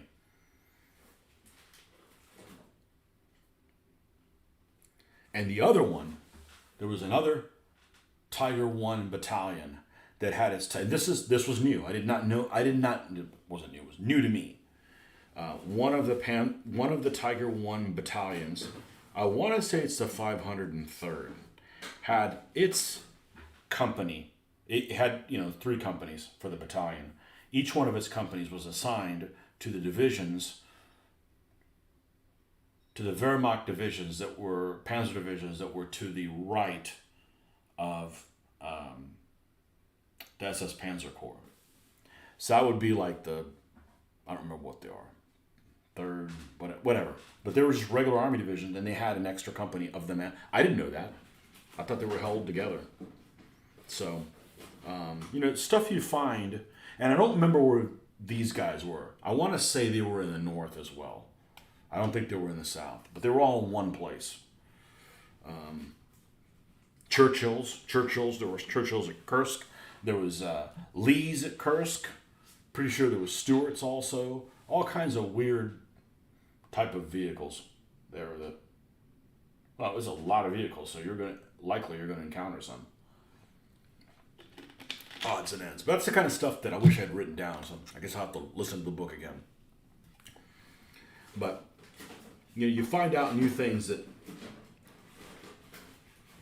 sometimes you don't expect to find out. And that Tiger one was one of the things. The other one I just found out is, in order to stop the Germans in the South, one of the things that they did was, I'm sorry. And one of the things they did to stop the German offensive was to launch a counterstrike that the Soviets did in the north of the pocket. So if you've got, it's assuming anybody's listening to this, but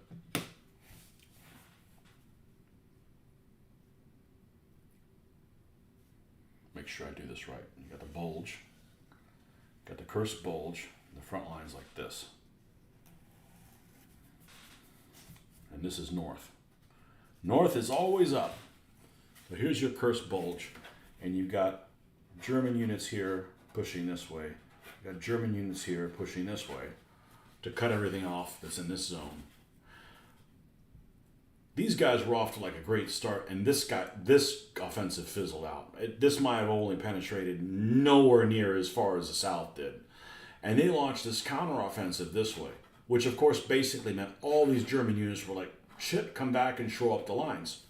One of the things that they did in this offensive, according to this book, and I forget what the hell it's called, it was a pretty interesting book. Pretty good narration too. I'll tell you in a second what it is. It's worth listening to. One of the attacks that did this way was led by a huge amount of KV-2s. Yes, you heard it right. KV-2s on the offensive in mid-1943. They must have husbanded them back and then kept them, But that was, and it was, I forget what the number is. I don't want to throw it out there because I forget what it is. But it was a significant number of KV-2s, all operating in one area. The attack was repulsed, but nonetheless, it was a large number of KV-2s. Like 50 or something like that. I don't know if it was 50, but it was a number in the tens. It wasn't hundreds, but it was. And I was like, man, I didn't know about that.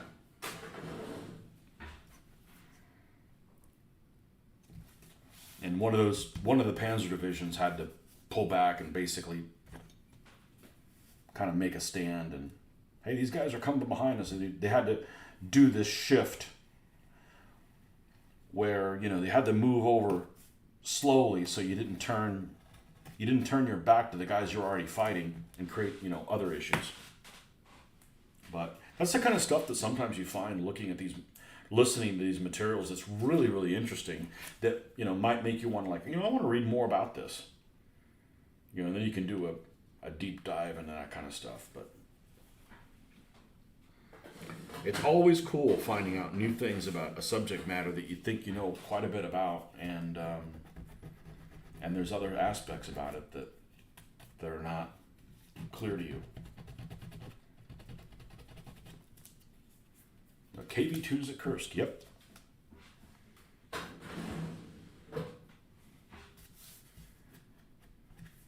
Okay. So this guy also needs to get the goop treatment. Must have been scary looking attack. KV-2s looking like beasts. Yeah, but they at least had things in 1943 the Germans can deal with. A PaK-40, which they had at Kursk, can deal with a KV-2.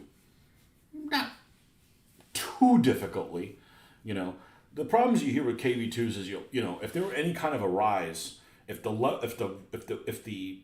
turret rotated so damn slow that if there was any kind of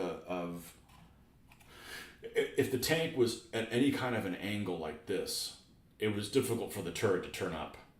It basically had to be on level ground, or there was just so much strain on that turret ring. So when you're not playing a tactical game, when you're playing a game like Command Decision or Spearhead or Rapid Fire, those things don't get taken into effect.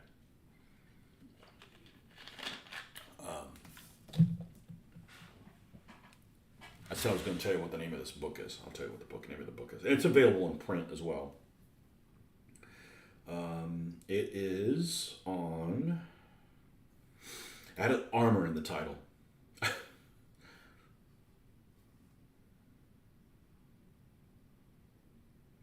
Okay, it's not... Where is... Not social shopping tools, audio. Here it goes. And let's go to my library.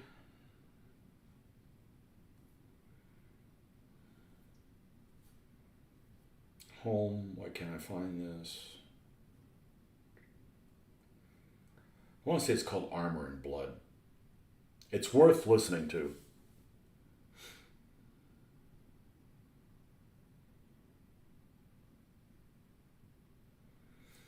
Okay. I don't want it on my wish list. That was a problem. I was on wish list.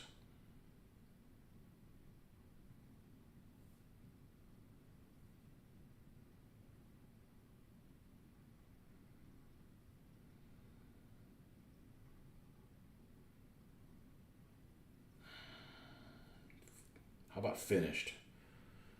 Good Lord.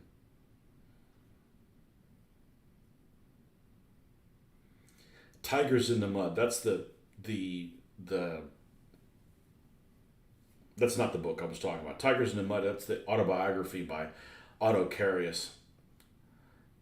I didn't enjoy it. I don't really enjoy autobiographies. They're too focused. Why is the book not here?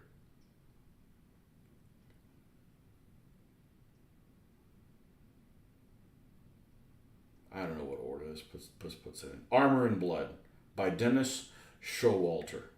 No. Just, I want to see the screen. I don't want you to download the thing. Technology is great when it works. When it doesn't, just wish it was never invented. This right here. Armor and Blood. Very good book.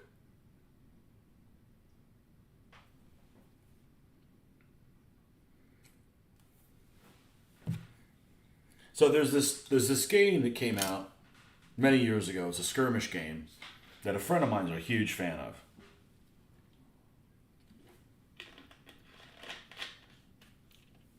It's called Battle something. I can't remember. It has a generic name, but it's a D20 system. And they have a series of books for it. They're made by Easy 8 Enterprises. Is the name of the company. Battle Group, Battle something. Battlefront. It's a skirmish game. It's a D20 system. I'd show it to you, but I sold my copy of it. It's kind of a poor man's Face of Battle. It has condensed scale, which means, you've got figures whatever size you are, but they can only throw grenades like this far. I'm like, so it's condensed. Not my cup of tea. It creates abstraction, which I'm not interested in. And there's a series of scenarios that are made by it. Even before that whole codex mentality was available, it's kind of a codex thing. They added different things to it. And one of them is one scenario book called Panthers East. So these were all scenarios that were on the Eastern Front that involved the Panzerkampfwagen 5. 5. I don't know. I don't know how to say German names and doesn't matter to me. The Panther. They all involved the Panther tank. They all had Panthers in them in some way or another. And one of the scenarios, supposedly, is at Kursk. And supposedly, It is the SS Panzer Corps. The SS Panzer Corps had no fucking Panther tanks at Kursk. So when you make and I've known that for years, when you make what I call a glaring error, I don't trust your scenario anymore. So, you know.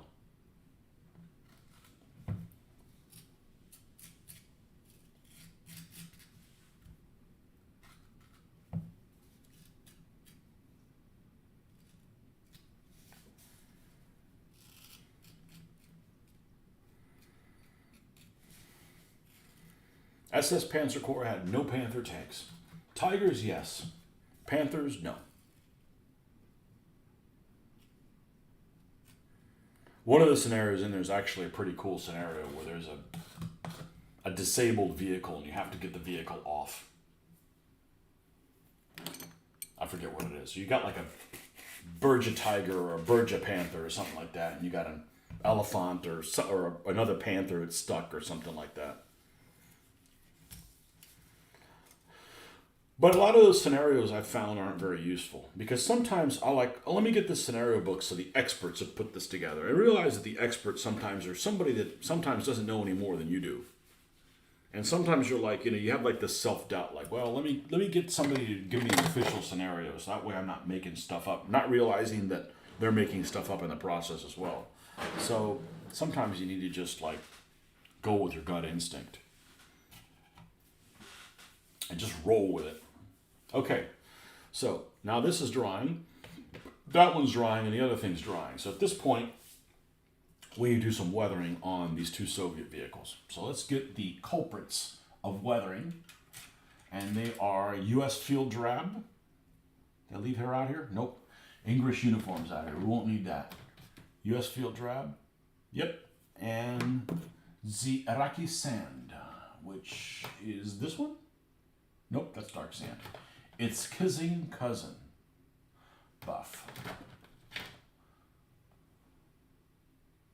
Also dark sand. I have two dark sands. Well, by God, put them next to each other. Iraqi sand. Okay. Yeah, in 1943, the Germans have stuff they can deal with the KV-2s. They're not as impressive as they were in 1941. Not as impressive as in 1941. And they didn't do well. They got hammered, but there was enough other stuff behind them that was, there's only so many Germans. And it wasn't an elite division that turned, I forget what it was. I want to say like 12th Panzer or something like that. It wasn't some super elite division that got all kinds of cool tanks and something new stuff. They kind of had to make do with what they had.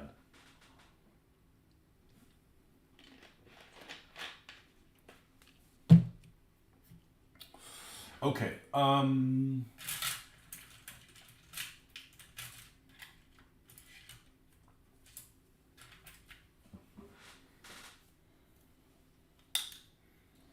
But I'm not listening to those books because I'm doing this with you guys. Otherwise, I'd be listening to stuff like that with a notepad.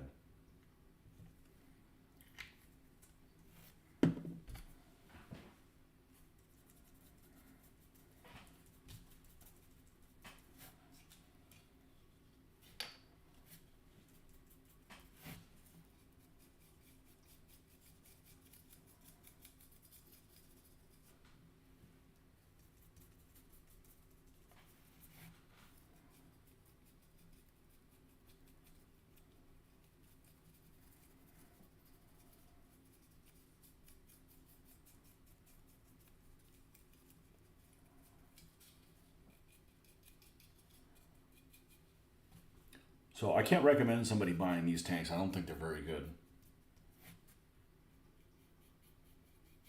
But they were available at Noble Knight. And that's why I got them. It was really cheap, like $6 or something like that for this thing. And I didn't know it came with all these multiple turrets.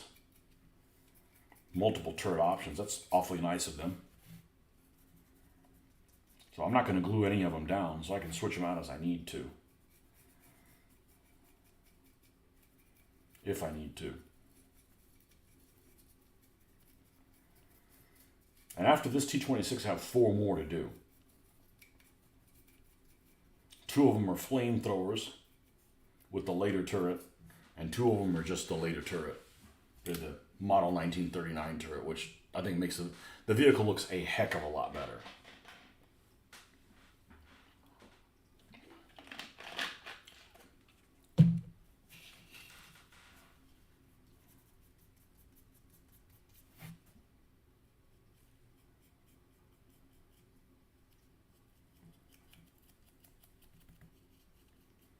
But the Pegasus T-26s are nice, even if a bit brittle.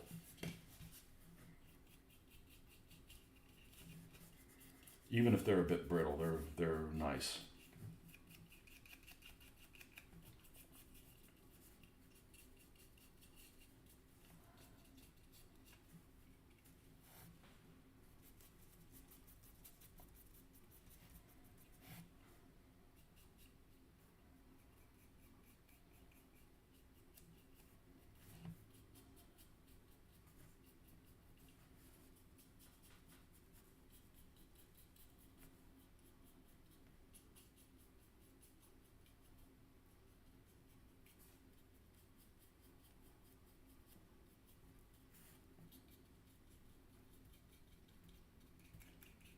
But there's a lot of little scenarios you could find in books.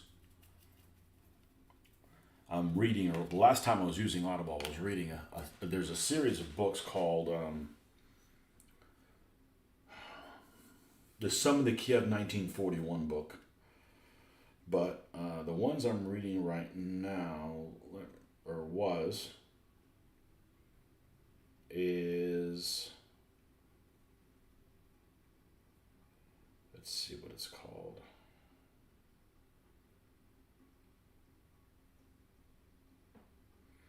And the nice thing is I read them on Audible, so if you know there's an Audible book, there's definitely an actual book, which I know some people don't like to listen to books.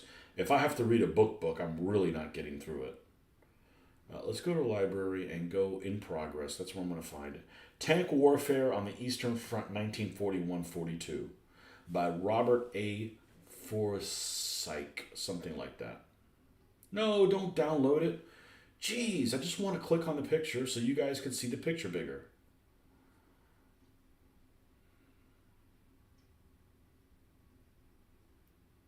Show me the picture, please. Thank you. And don't lose my spot. Like it's playing it right now. There's some pretty cool scenarios in there. I mean, you got to dig through stuff, and they have one for like 43, and they have one for like 44 as well. All on the Eastern Front. But I still got 10 hours left on that one. But I haven't read it, and I haven't read any of it in like 4 or 5 months. So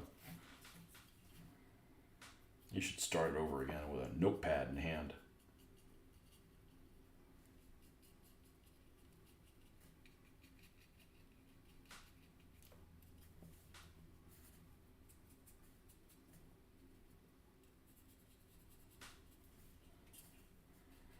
My wife's always saying, I like to read, but I like to read for knowledge, not for entertainment.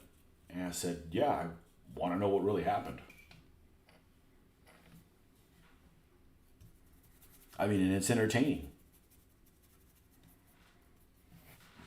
It's a lot of stuff we're just never going to know, but.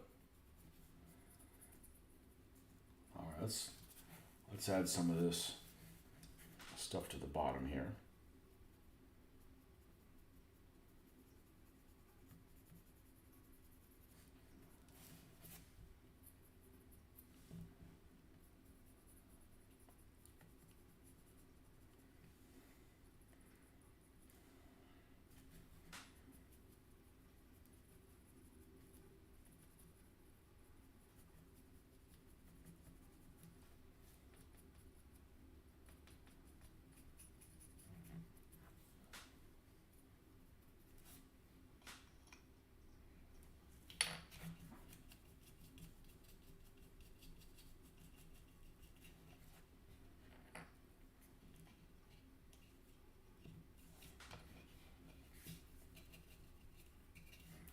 Where's the hatch this guy climbs in? Okay, so he's got dirty feet and he's climbing in from this side.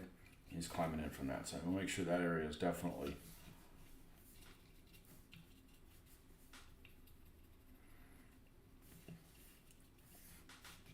not pristinely clean.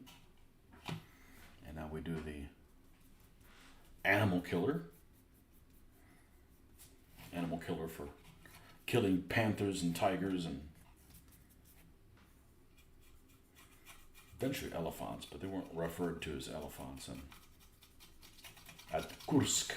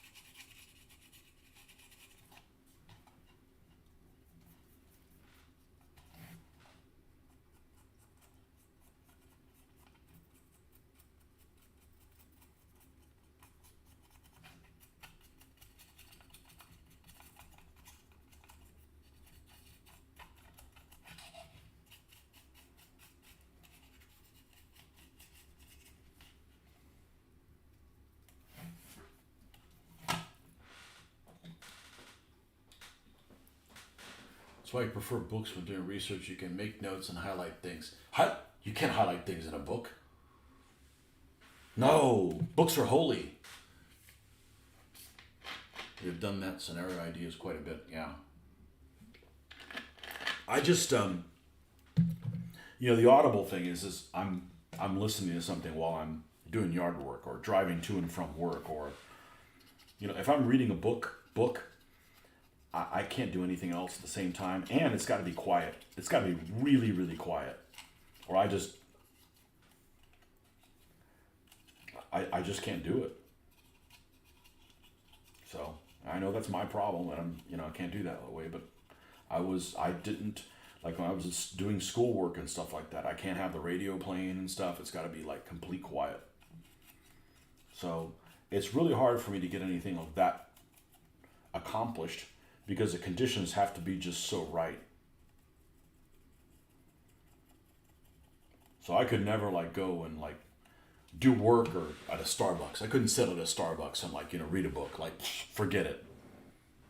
It would just be, I'd be reading the same 3 sentences for an hour. So honestly, the way to get through it, this is going to sound crazy, it would be just to read it online to you guys and take notes here as we go. I can't do that because of copyright shit, So that's unfortunate, but that's the way to do it. Okay. Do scenarios live, research scenarios live. And it wouldn't do anybody any good, maybe, other than me, but I just don't do well. I wasn't raised that way. I didn't learn how to study or do schoolwork with distractions. The TV. My other painting room had a TV in it, a pretty big TV. I couldn't watch something there and do this because I'd be like this the whole time. And then I'd be, the paint on my brush would dry, and it doesn't work for me. I'm glad that it works for some other people. I wish it did work for me, but it just doesn't. So the only thing that works for me is me running my mouth.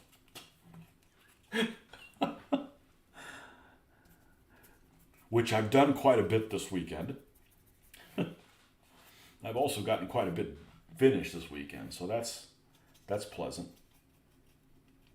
But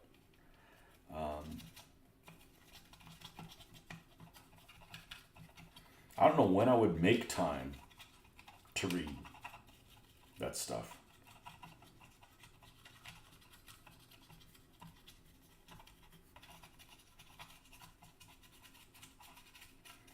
But pretty much anything I'm interested in reading is worth taking notes in. That's the reason for that's my reason for to read it in the first place.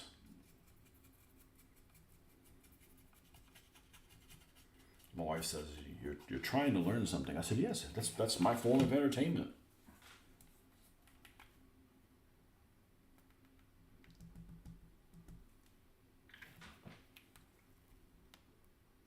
Couldn't even tell how much was coming out.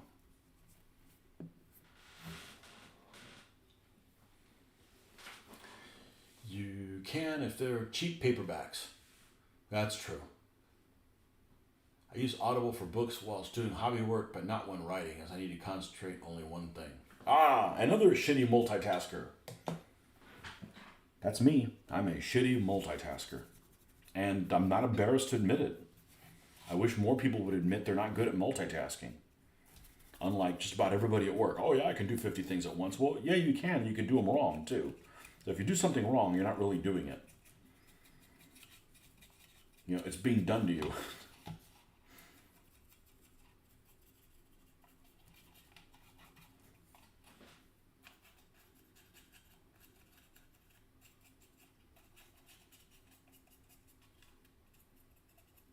And we'll have to come back and paint that headlight.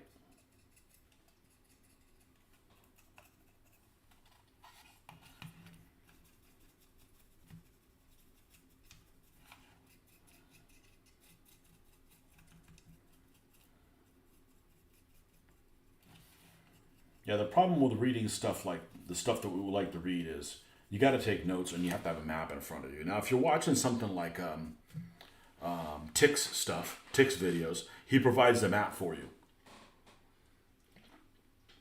That's one thing less you've got to do. You have some expensive books I would never write on. I always have a pad when reading. You're always wearing a pad while you're reading. It's always that time of the month. What?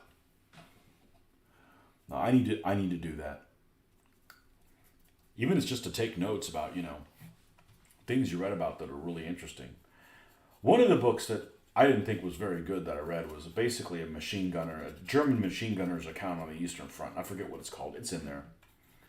Nothing really memorable or even worth reading, but there was an account where he encountered a flamethrowing tank, a friendly flamethrowing tank. And this was like in the winter of 43, 44. And there was a German flamethrowing tank. And of course, I'm like, okay, which Panzer Division had it? And, they didn't make that many of those things. So you're like, okay, which one of the Flammpanzer 3s was it? Which Panzer Division was it? So as soon as I'm reading this. But anyhow, so it was kind of discussing how they were dealing with trenches and stuff like that. How they were flaming the trenches so they wouldn't be a nuisance anymore. But all in all, the book was kind of meh. I thought Carius's book was meh. Didn't really interest me. I'd rather read something that's not a first-hand account. First-hand account is likely to be a lot of propaganda, whether it's Nazi or communist propaganda, Nazi apologist stuff. So I'd rather not listen to something if I have any doubt that it's false stuff in there.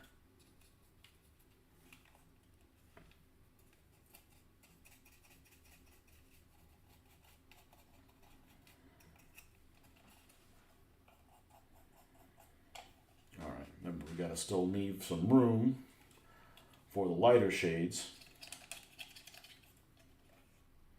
on there as well. Okay, so then we'll get the Iraqi sand.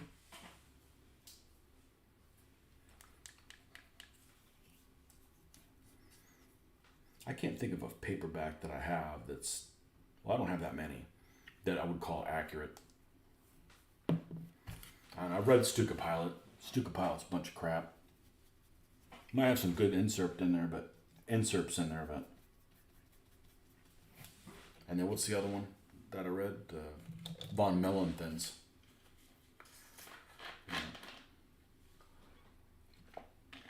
I tried to read the one that was the account of Erhard Rouse, and he's just so full of shit and self-promoting. It's just disgusting.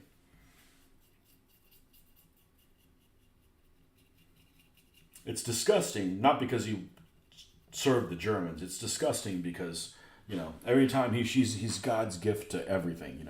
The Germans would have beaten Russia if he was just everywhere at once. It's just so full of himself. This is like, man, you just gets old.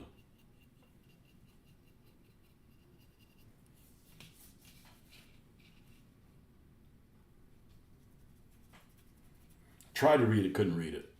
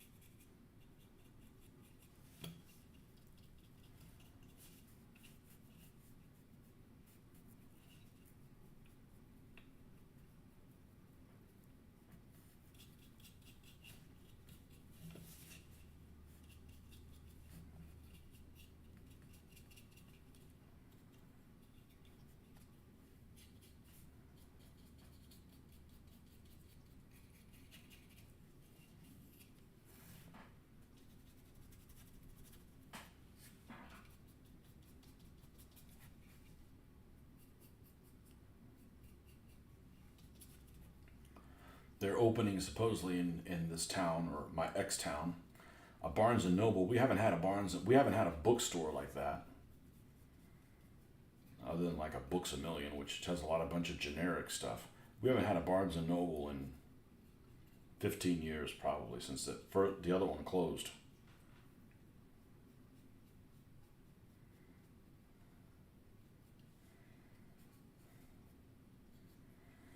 And but most of those places don't have the kind of specific books that we're looking for, anyways.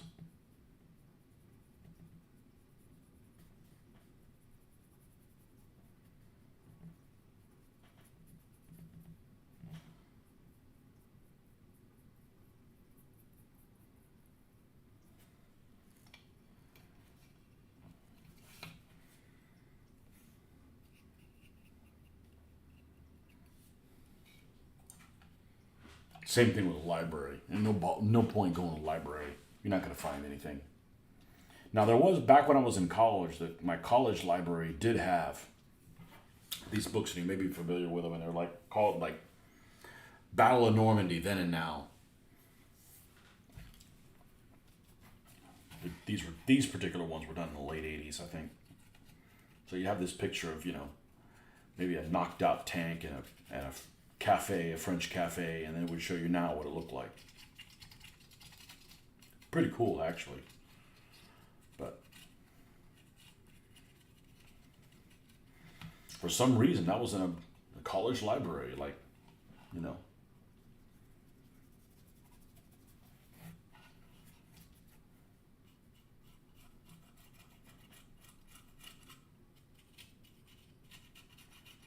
And books weren't as easy to get to as they are now. So you see something like that, you might want to. I'm sure some people have kept the book and just had to pay the library for it, but at least they were able to get their hands on a book that they couldn't normally get their hands on.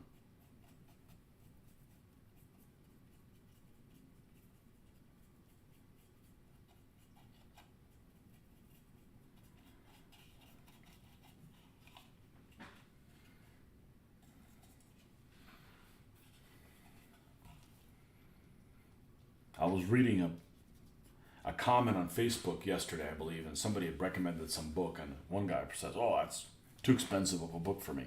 So I'm like, "All right, now I got to know what too expensive of a book is for you." It was like $50 or something like that. Okay, that's pretty expensive, but it's not like outlandish. It's like I think people just have too many things that they like spending their money on.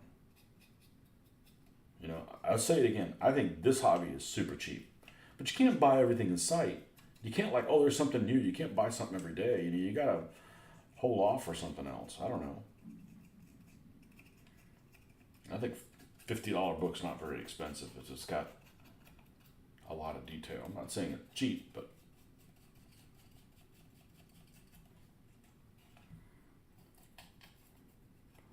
it's going to have some niche things in there, that's for sure.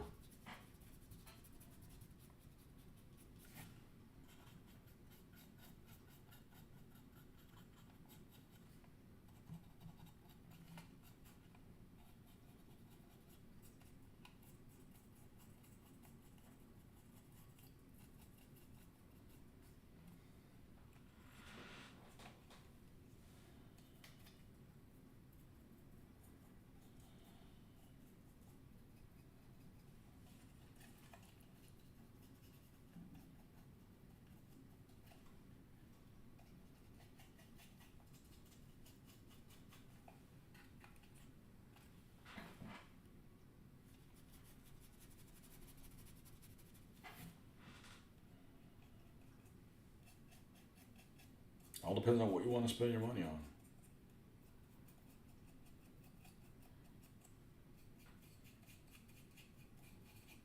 For me, there's few things that are as expensive as gambling.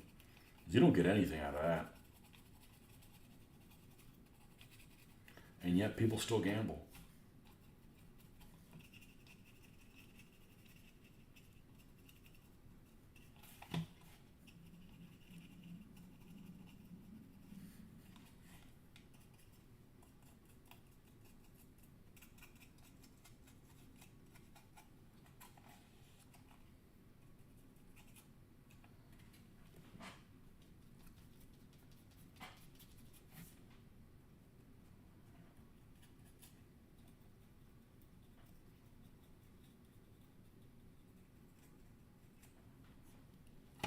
Alright, let me put my glasses on and step away from this thing and see what this looks like.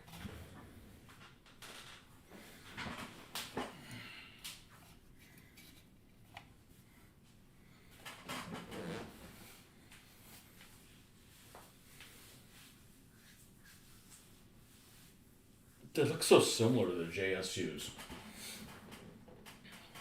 I think the difference is this is a KV hull and this is a Joseph Stalin hull. Oh, we need to do some on the tracks. We didn't do enough stuff on the tracks here.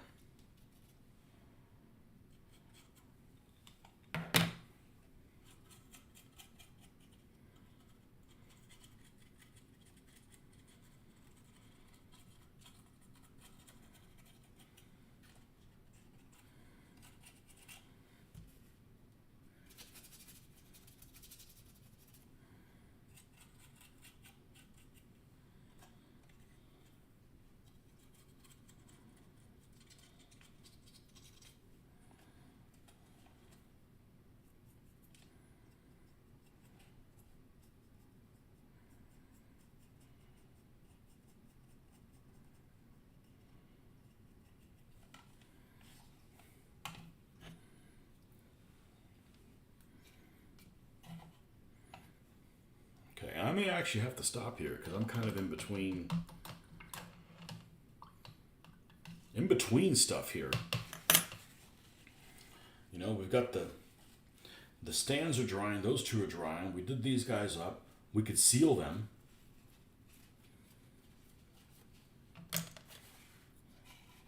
That's about it. I mean, still haven't figured out what the hell kind of glue to use for this Pack 36. I don't know what the hell I'm going to do with it. Got to airbrush these. I'm sure I'll probably airbrush something else while I'm out there. There's no point in cranking up the airbrush for.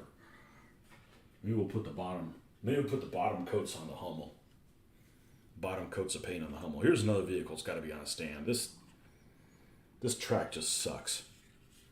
This is a really old model, and the track just sucks. It didn't sag right.